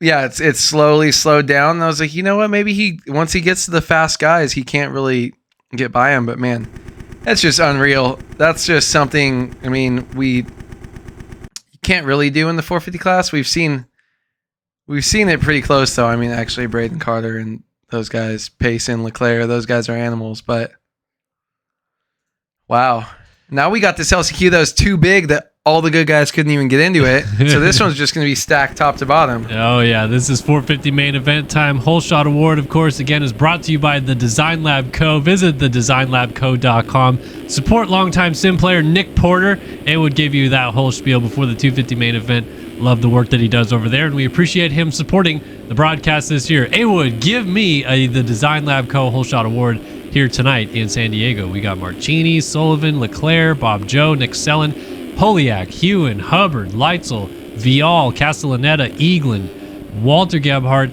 Tanner Rogers, Cavicciuti, Jackson, Garrett, Carter, Siebel, and Caleb Hall going to the gate. This rider might hold the record for most picks for whole shot, Okay. and that's going to be Jake Hubbard. Jacob Hubbard is going to be the pick. I'm going to go against you and say that the all-time whole shot guy is probably Alexis Leclerc, and I'm going to pick him. So Alexis Leclerc is my guy here tonight. I was saying as far as like who I feel like we've picked, but yeah, hydrate. I got some milk for these. Your lovely wife brought me milk and another brownie because I said how good it would be, and I wish I had milk, and she brought me another brownie and milk. All right, here we go, folks. It's time for round 3 in San Diego. We're off and running already. Who's going to get the Design Lab Co. whole shot? Leclerc and Hubbard side by side. Hubbard goes down. Carter with the whole shot down the inside. He's got Gebhardt right behind him. Leclerc with a great start as well up in P3. And it's going to be Braden Carter leading us down into the whoops. Gebhardt's trying to take it from him. Side by side, crosses over. They both go down. The seas part. And Alexis Leclerc is leading in San Diego. Wow, Leclerc was just in the right place at the right time. Such a weird crash from those two. I'm not blaming anyone, but it looks like one person or both of them turned into each other entering those whoops. Leclerc sending it to the corner. That's a weird strategy. Thought he was going to try to jump to the inside, but man, those seas exactly just parted, and he was able to hold it wide and go right on through. Leclerc up front with Braden Carter down early. We're going to have to kind of see who else is close here in that little pack right there, 2 through 6. Sullivan is close. Rogers is close. Second. Sullivan third. And then Caleb Hall, followed by Hewen, followed by Siebel, Eaglin, Carter. Oh, my God. He's already right there. Well, that's the mix right there. That Eaglin, Carter, Siebel group is what we're going to be keeping an eye on, trying to move forward in this one for sure. Exactly. I mean, that's not as big of a gap as Leclerc wants. I mean, that's not giving him. I would love to say, yeah, he went back to 15th, and he's got people to battle through. It's still anyone's race, in my opinion, but Leclerc is definitely in the preferred spot right now. You'd rather be up front, clear air, and just, he can lay it down when he's by himself. Yep, definitely trying to sneak away from this little battle for second brewing. Rogers has Sullivan right on his tail. He also has Caleb Hall with a good start right there, just mixing it up. Feels like Sullivan wants to make this pass quick and get around Tanner Rogers, but Rogers no slouch, top 10 in points coming into this round on the 55 machine and looking to mix it up with the 450 guys this year. Certainly doing so far and trying to maintain this second position, does not want to get pushed around. I mean, he's shown speed too, and I feel like he's a guy that's always up there, kind of in fastest qualifier and stuff. You'll see him up there in the top 3, 5. And then just racing, it's kind of back and forth. I feel like I haven't seen too much consistency from Tanner Rogers, but I mean, he's been a great racer for years. I guess that's the consistency, commentator's curse. but not through rhythm sections. I guess step on off, so a little bit hard. Man, Carter already got by Eagland and Siebold. Did Siebold go down? Where is Siebold? Well, there's Vial. There's Hubbard. So Siebold did go down. He's behind Hubbard. And then last week's winner, Pablo Vial, is right behind Logan Leitzel, who's blinking a little bit. So I'm not sure where Leitzel is, but the internets are not feeling too fresh for him. So Carter already up into 4th behind Hall. And then you got Sullivan now into 2nd, trying to close the gap down on race leader Alexis Leclerc. Now this is going to get interesting with Leclerc. We know he knows how to win these races, but Supercross-wise, it's been a little bit since he's been battling at the front, and definitely did not have a good opening round at Anaheim. Had to come from way back, ended up in 6th. Didn't race the 2nd round. Now trying to dust the cobwebs off again a little bit this week and try to get away with this lead, but he's not really inching away from Sullivan like we would expect for the 7 machine. Yeah, the speed is the only thing that's kind of his suspension. That's just crazy to me. But his speed doesn't really seem to be there, but we know his consistency can be. So in that, I would be able to. I feel like I should be comfortable saying Leclerc can just run this and battle. But the problem is 3rd place is Braden Carter, and he's not far. He's within 5 seconds, and his speed is up there. So I would love to say that I think Leclerc could easily just go wire to wire, win this race, but I just think he's missing that little speed, and maybe it's because he's missing time, hasn't put the time in. He missed last week, had a bad round before. I think it might take a couple more weeks till he can get a win here, but also going to take some mistakes from Carter. He could do it here tonight, but Carter, how do you stop him from gaining 4 or 5 seconds in 16 more minutes? Yeah, I don't know. This is going to be tough, but he does have to get through 2 of the best riders in the game, and that is Leclerc and Luke Sullivan. Sullivan has had a pretty rough start to his year. He's definitely trying to turn it around here in San Diego and get a win, but this 2nd place that he's got behind Leclerc, eyes on the lead fully for the 11 machine. He is not looking back and realize that the 1 machine is behind him. He wants to go get the 7 and try to take off with this lead. And so far, so good for these guys. Carter is catching them, but it's not too fast. 52s versus 53.6 and 53.8. Carter's coming, but it's going to be tough to get through those guys. Yeah, it's tough to get through for sure, because all of these guys have been going for so long and have the racecraft. But it's crazy that his best lap and his last lap, they're just both in the 52s, because that's just what his comfortable pace is. When you drop a 50, everyone pushes for a 51.5. You can just run 52s all race, and they're struggling to get 53s, 54s. So, I mean, these guys are riding great, but it's just you keep seeing Carter lap after lap, and it's like, oh, he's that much closer. And he's not even doing some of the big lines, So, I mean, it'll be fun to watch. I think Sullivan's a great, smart rider, too, and he could definitely put up a fight. So, it'll be fun to see what happens. I think we got about half a lap before stuff starts heating up. Well, we're 5.5 minutes into this 20-minute plus a lap main event. Luke Sullivan inching up on Leclerc ever so slightly. Leclerc a mistake, and Sullivan to the lead. Will Leclerc hold on to 2nd? No. Carter triples right by him, and the 1 machine is now up into P2. Battle for the lead is on. Sullivan dealing with Carter right behind him. It's going to go wide. Carter down the inside. Oh, it was tight right there, and Sullivan just squeezed the gap by to maintain the lead. We got a rider down. Carter down the inside trying to take it right there. Doesn't quite get it just yet, and the battle continues. Yeah, I like that little split of the lapper right there. So we capitalized on a mistake from Leclerc, and then Carter trying to make quick work and get himself up in the first place where he's comfortable. I do think he has a couple spots where he is more consistent and faster. So I would look for something maybe out of the whoops or in the section after the whoops. Maybe not with that mistake, as we see Carter slide out going there. Leclerc gets the triple, and just like that, Leclerc's going to double to the inside. Can he hold it? Breaks up and cuts underneath. Carter not going to lose too much time. Let's see the whoop speed difference here. Oh, man, they're both so good in the whoops. Leclerc to the outside. Some of the Carter's best ever. Going to go with the double, quad, double line. Leclerc's trying to defend that inside and tripling there, and he's got it. So nice pass by Leclerc, getting back into 2nd. As those two continue to fight, Sullivan stretches out his lead ever so slightly. Yeah, and he's just chipping away here, slowly but surely. And man, look at Siebel in 19th. I'm just eyes are wandering. Sullivan's just cruising up here. It's really like what happens when it starts to tighten back up, or what happens when they tighten back up 2nd and 3rd right now. Eagland is so far back. So we came in saying it's going to be Eagland, Siebel, Leclerc, Carter. And Leclerc is actually the furthest after missing a round. So he's really not even too much in the championship fight right now. So both championship contenders are losing stuff. Eagland not by a lot, only 4th place points, but definitely not even close in this individual race itself. And Leclerc fighting for dear life. Carter goes inside again. Can he get the drive? Leclerc does not split that gap. Dualies slightly as they go side by side, but Carter does get that pass done. That's what he was trying to do on Luke Sullivan for the lead a few laps ago, but Sully split that gap. Leclerc did not, and now Carter has a little bit of free air to try to close that gap back down to Sullivan. But don't count Leclerc out of this battle whatsoever. He has battled Braden Carter tooth and nail for the last 4 years in this MotoOption Supercross Championship, and he knows what it takes to beat the number 1 machine, and he is going to latch onto him and try to stick with him as they tail up to Sullivan up ahead. I mean, you're so right. Oh, a little mistake right there. He just goes a little bit right coming into that and kind of loses his both tires, looks like, as he goes into that. And Carter cannot uncharacteristic crash in the whoops for Braden Carter. Yeah, he must have just been mad and just a little bit off. You know, some of these guys have a technique. I'm going to go 5th gear. I'm going to hold it 3/4 throttle.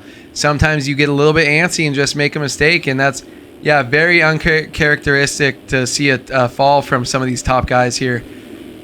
And kind of a bummer that's going to take away some of the battle, but we're not even 9 minutes into this race. We still have 6 minutes. No, 11 minutes plus a lap. It's not even halfway through. Oh, my goodness gracious. So we might see another, Braden Carter kind of comeback.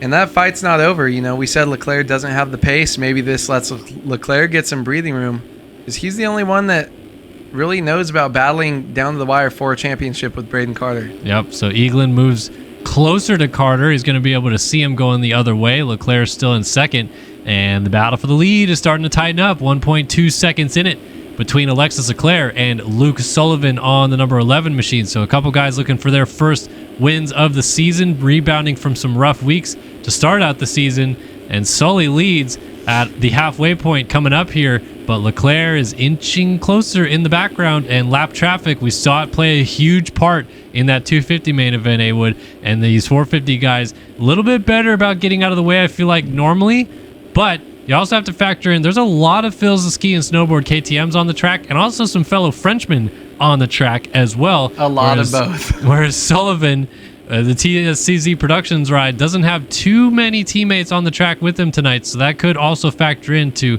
how hard he gets raced a little bit in the lead here. Yeah, the only thing that I'm kind of thinking about is I feel like, I don't know, but I feel like Leclerc's not really in communication with those Frenchmen or even a lot of his teammates while he's racing. I think he kind of does his own thing. Oh, no! Contact for our leader. Sullivan goes down. He gets into, who is that? The 70 machine right there. Oh, that's a tough break for him. What team is that? Hopefully not That Phil's is, guy. I believe, Phil's ski and snowboard team right there. There's Riley Hewen. No, it's Connect Visual. Okay. Riley was not Phil's ski and snowboard. There's too many KTMs. You guys all running Red Bull KTM setups can shove it. And need to have more variance in this races to be able to tell the difference. But Leclerc now goes back into the lead on the 7, and Sullivan settles into 2nd place. So there's Carter coming the other way in 3rd, Eagland in 4th, and Walter Gebhardt in 5th. He's got Logan Leitzel and Dylan Cavicciuti right behind him. How about this fight for the 5 spot between Gebhardt, Leitzel, and Cavicciuti? 3 guys going at it for a top 5. Gebhardt through the front door is down and disconnected. He gone. Oh, where? He's out of here. So Cavicciuti looks like he's moving up. Moved up with Leitzel. Yeah. So Leitzel into the top 5. Cavicciuti now 6th. And that will move Tanner Rogers and Nick Sellen up into 7th and 8th, respectively, with Hubbard now finding his way up to 9th, and Tyron Tomic, our heat race winner from earlier on tonight, rounding out the top 10. Castellaneta, Frank Jackson, Pablo Vial, last week's winner in San Francisco, not having a fun night in San Diego. Caleb Hall, Jeremy Siebold is still trying to fight his way forward, but he's 15th right now. He's going to go to 14th there. Nico Marchini, who entered 4th in the championship here tonight, is still struggling his way to find his way forward. I think he just moved to 15th as well, getting around Caleb Hall. Riley Hewen Connor Holiak, and then Gebhardt, who is out of this race. Bob Joe is going to go by him. Jack Haley and Seth Garrett also out of this race tonight. Just giving you guys an update on where potentially your favorite racer in the field is. Back to our race leader, though, Alexis Leclerc, and he has got himself a 3.8 second lead on Luke Sullivan, and a lapped rider between he and Sullivan is also maybe helping out just a little bit for the time being. Claire just trying to settle back into a pace right now. This is comfortable territory for him to have a few second lead and trying to figure this out in the later stages of this race. We'll see if Leclerc can figure it out. Yeah, I mean, this is dangerous territory for everyone else because he's up there and he's finally gets to just kind of calm, settle in, and focus on racing the track. You know, leaders, lappers will come around every once in a while, but focus on your own thing. Maybe you didn't have the pace earlier. He might still not have it, but you don't have someone right on your rear wheel where it's a constant reminder.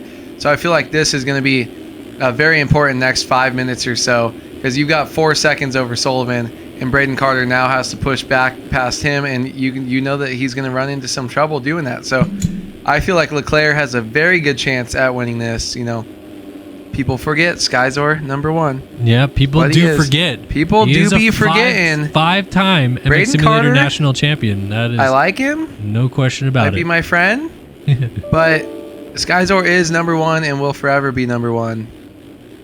And that's just, you know, Oops, sorry. It's just what happens. Apologies. It's okay. Just had a recording error. It's okay. We're still streaming. We're still live. We'll get there when it's time. We'll get there when it's We time. got some issues. Braden Carter said first place. I'll get there when it's time. Let me just drop 51.5. another 51.5. Oh, by the way, that's not even my best. 51.2. Oh, you didn't even qualify that fast? That sucks. That's what Carter does. But he also makes a bunch of stupid mistakes, which I said we would have, and he did earlier multiple times. So, wow, look how fast that gets with that rut. Blew out that lip. Another 51.5, just putting it to him. Dropping him. 52.2, so he's up this pace. 52.6 for Leclerc, trying to lap Jeremy Seabolt right now. So Seabolt up to 14th. This is tough territories for Leclerc because he's got a line of lappers right in front of him that he's trying to work through. This track is also getting beat down. And, Seabolt goes down in front of him. That was interesting. Crashed and then hooked a left while crashing. Just hit that rut so hard. So Sully and Carter set to duke it out for second pretty soon here as Leclerc continues to work through more lappers. I'm trying to see who that is right in front of him. Who is this coming into the corner? That is Castellaneta and Vial, I believe, on the 30. So that is Leclerc's next targets. And interesting to see Leclerc staying out of going into the corner in the ruts. I don't know if you're noticing that or not, A-Wood, but he's kind of like arcing in low in the corners so that he doesn't hit the main ruts coming in. I'm guessing that's to avoid braking bumps. I wonder if braking bumps, as well as he did there fully, but I wonder if it's also, if it's kind of slippery up there, and if there's, you know, a dip into the rut, but also out of the rut, if he's just not perfectly in line. I think he might be worried about like sliding. I'm gonna have to keep an eye on it because I haven't actually seen it too much, but maybe he's worried about losing, you know, his rear or front end going into it, because there he's going a little bit inside, but to me that would seem like the slipperiest part of an entry. Here we go, battle for second coming. Sully ripped that corner. Yeah, he did. He is trying to get away from Carter because Carter has closed that gap back down once again. And the battle for second is on. 4 minutes and a lap to go. Carter needs to get through Luke Sullivan to have a shot at Alexis Leclerc for the win here tonight in San Diego. Let's see what happens in this fight as Leclerc still is weaving through lap traffic going the other way as he enters the whoops. Carter is now on Sullivan and jumps off the track. That's going to cost him a little bit of time. Sully avoiding the main line in the whoops and more guys off the track right there. That was a little bit tight. Carter slid out in that corner. I wonder if he was avoiding the main line, if he saw that lapped rider going down, or if that's something he's been doing consistently. But flowing there. I love that outside line too. Carter is losing a little bit of ground this lap through with Sullivan sneaking away. So we're getting down to the nitty gritty here. Almost 3 minutes and a lap left on the clock, and Leclerc still just maintaining this few second gap on Sullivan that he's had. Carter went down. Carter has gone down because the gap has opened up behind Sullivan. So if it stays status quo, it seems like it's going to be Luke Sullivan versus Leclerc for the win. If Sully can close this gap down, Leclerc is going to try to keep it on 2 wheels to the flag, though. Yeah, now that I'm looking at those whoops, it does look like they're crazy eroded over there. Leclerc, man, he's on it, but Luke Sullivan is so surprising to me today. He's always around and race winner and just being great forever, but I like the way that he's approaching this race and how kind of close he's been able to stay and not too worried about being around, Carter and Leclerc and stuff like that. So really impressive here watching him ride. Yeah, I believe Sully is a one-time winner on the series. I think he picked it up 2 years ago, if I remember correctly. So he knows how to win in the 450 class, but it has been just a little bit since he found that top step of the podium. So he is trying to make this thing happen with 2 minutes left on the clock. He's got a lap rider between he and Leclerc. I think it's 22 of Castellaneta's. You see those whoops definitely chewed up. But 1.3 seconds now. That gap continues to come down. A little mistake for Sullivan. Still goes for the triple. Somehow rolls out of that. Only lost a half a second in it because he was sideways and pulled it together. This is tight. Let's see if Castellaneta moves here soon to allow these guys to battle it out. Oh, Leclerc almost landed on Marchini, I believe that is, on the 53. Now Caleb Hall on the 16 is going to... Oh, no, that's Frank Jackson, on the 28, moving aside and getting passed by Marchini. So many lappers. Three riders between them. They really should have just went wide right there, to be honest. With Sullivan, he's right on them, and finally Castellaneta lets him go. But Marchini is staying right with Leclerc. And now Sullivan is trying to get by Frank Jackson as we enter the whoops with less than a minute to go in the race. Jackson has got to get out of the way of Luke Sullivan, still not moving. Going to come up short right there, tuck to the inside, and finally let him go. Again, I get it. They are in their own battles, but this is a battle for the win that they're trying to mix up with right here, and it's not the time to do it. Gotta let these guys go. 2 laps to go when they come across. 19:30, they're coming across out right now. So 2 laps for Leclerc and 2 laps for Sullivan, who looks like he's been putting the hammer down. And those lappers just kind of seem like it sucks. It seemed like it ruined his charge. He looked like he was definitely making up ground. Sullivan, I think, just went there in the inside around that corner before the wall. Haven't seen him do that yet. But, man, Luke Sullivan is pushing right now. He knows that this race can be his, and he's so close, and there's no reason not to right now. I mean, you're not really in the championship. Oh, the rear end caught, and down rear he tire went. Slip, front end kick. So Leclerc has clean sailing, trying to pick up the win tonight in San Diego with a lap left to go. White flag about to come out, so Sully going to try to hold on to second, Carter third, Eaglin fourth, and Nick Sellen now into the top 5, just ahead there of Logan Leitzel. White flag waving for this man, though. He's in all white tonight. Alexis Leclerc tried to come back from not even racing last week, along with Luke Sullivan, who didn't even make the main event last week. And they might go 1-2 tonight with Leclerc ending up on the top step. He's got one more lap to figure it out. Man, that's just a bummer. It's like one of those crashes you feel that sucks the air out of the stadium. And you're like, that's what we want. We're rooting for. But, man, Leclerc, he's done this too many times. He's like, you know what, Luke? I wasn't even thinking about you back there. I'm just cruising here. But, man, look at this. Look at this ride from Leclerc. Pretty much wire to wire. Had a couple mistakes. Carter, 17.6 seconds back. Able to get second in the championship. So he's not making any gains. And just like this, inching away. First win of the season is underway. The 5-time national champion picks up win number 1 in 2024 for Alexis Leclerc. Frenchie Skyzor, number 1 tonight in San Diego. Braden Carter is going to get all the way back to second. He continues his streak of first or second through 3 rounds.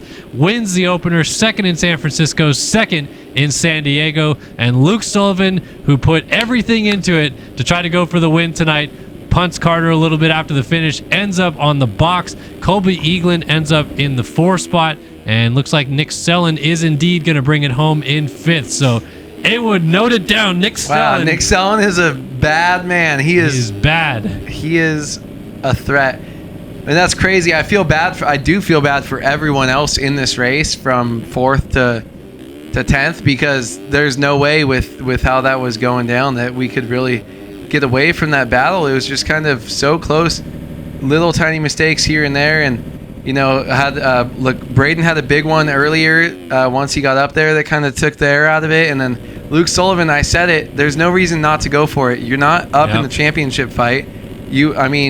If it works, you get to add another win to your name, to your list. You know, I think he's only got maybe 1 or 2 in 450s. Yeah. I always thought he had more, but he's been around forever. He's a great rider. Get that win if you can get it, and him sending it through the whoops, you know, is exactly what he should have done. So, Jesus Christ. Well, Carter retains the red plate after Leclerc's first win of the season. 3 rounds in, 3 different winners in the 450 class as Carter wins the opener. Pablo Vial, the surprise winner last week in San Francisco. And Leclerc comes right back from being on the couch last week to winning the main event in San Diego. Sets us up for a fun week next week, the first round of the Triple Crown at Anaheim 2. Excited for that, but a great night here in San Diego with Leclerc picking up the dub. All right, back in studio with you guys to wrap this thing up. Kellen Brower, Andrew Wood, fun night of racing. Thanks for coming back, Andrew. Great to have you back in the studio. I think it was some enjoyable racing, some close racing, and realistically, we had 2 races that more or less came down to the wire, which is all we really ask for. Yeah, I mean, you could say, oh, Shirley's going to just dominate. Braden Carter's going to continue to do what he does. Well, no, it's never that easy, and I'm glad Shirley did win. If you didn't watch it, you think he would have dominated, but it's just crazy to me that they came down so close, and it's not like it was 5 minutes left of us just like, okay, they're going to ride around. I mean, that was awesome racing. I'm glad I got to be here for it. The track ended up being a lot better than I thought it was. A couple more passing opportunities than we thought. So great racing overall, and I can't wait to be back next week. All right. Well, we'll be back same time, same place next week for the first Triple Crown of the year from Anaheim 2. Very excited to see how it all shakes down there. But for all of us here at Start Your Systems, along with the Design Lab Co., Kellen Brower, Andrew Woods, signing off from San Diego. We'll see you next week in Anaheim.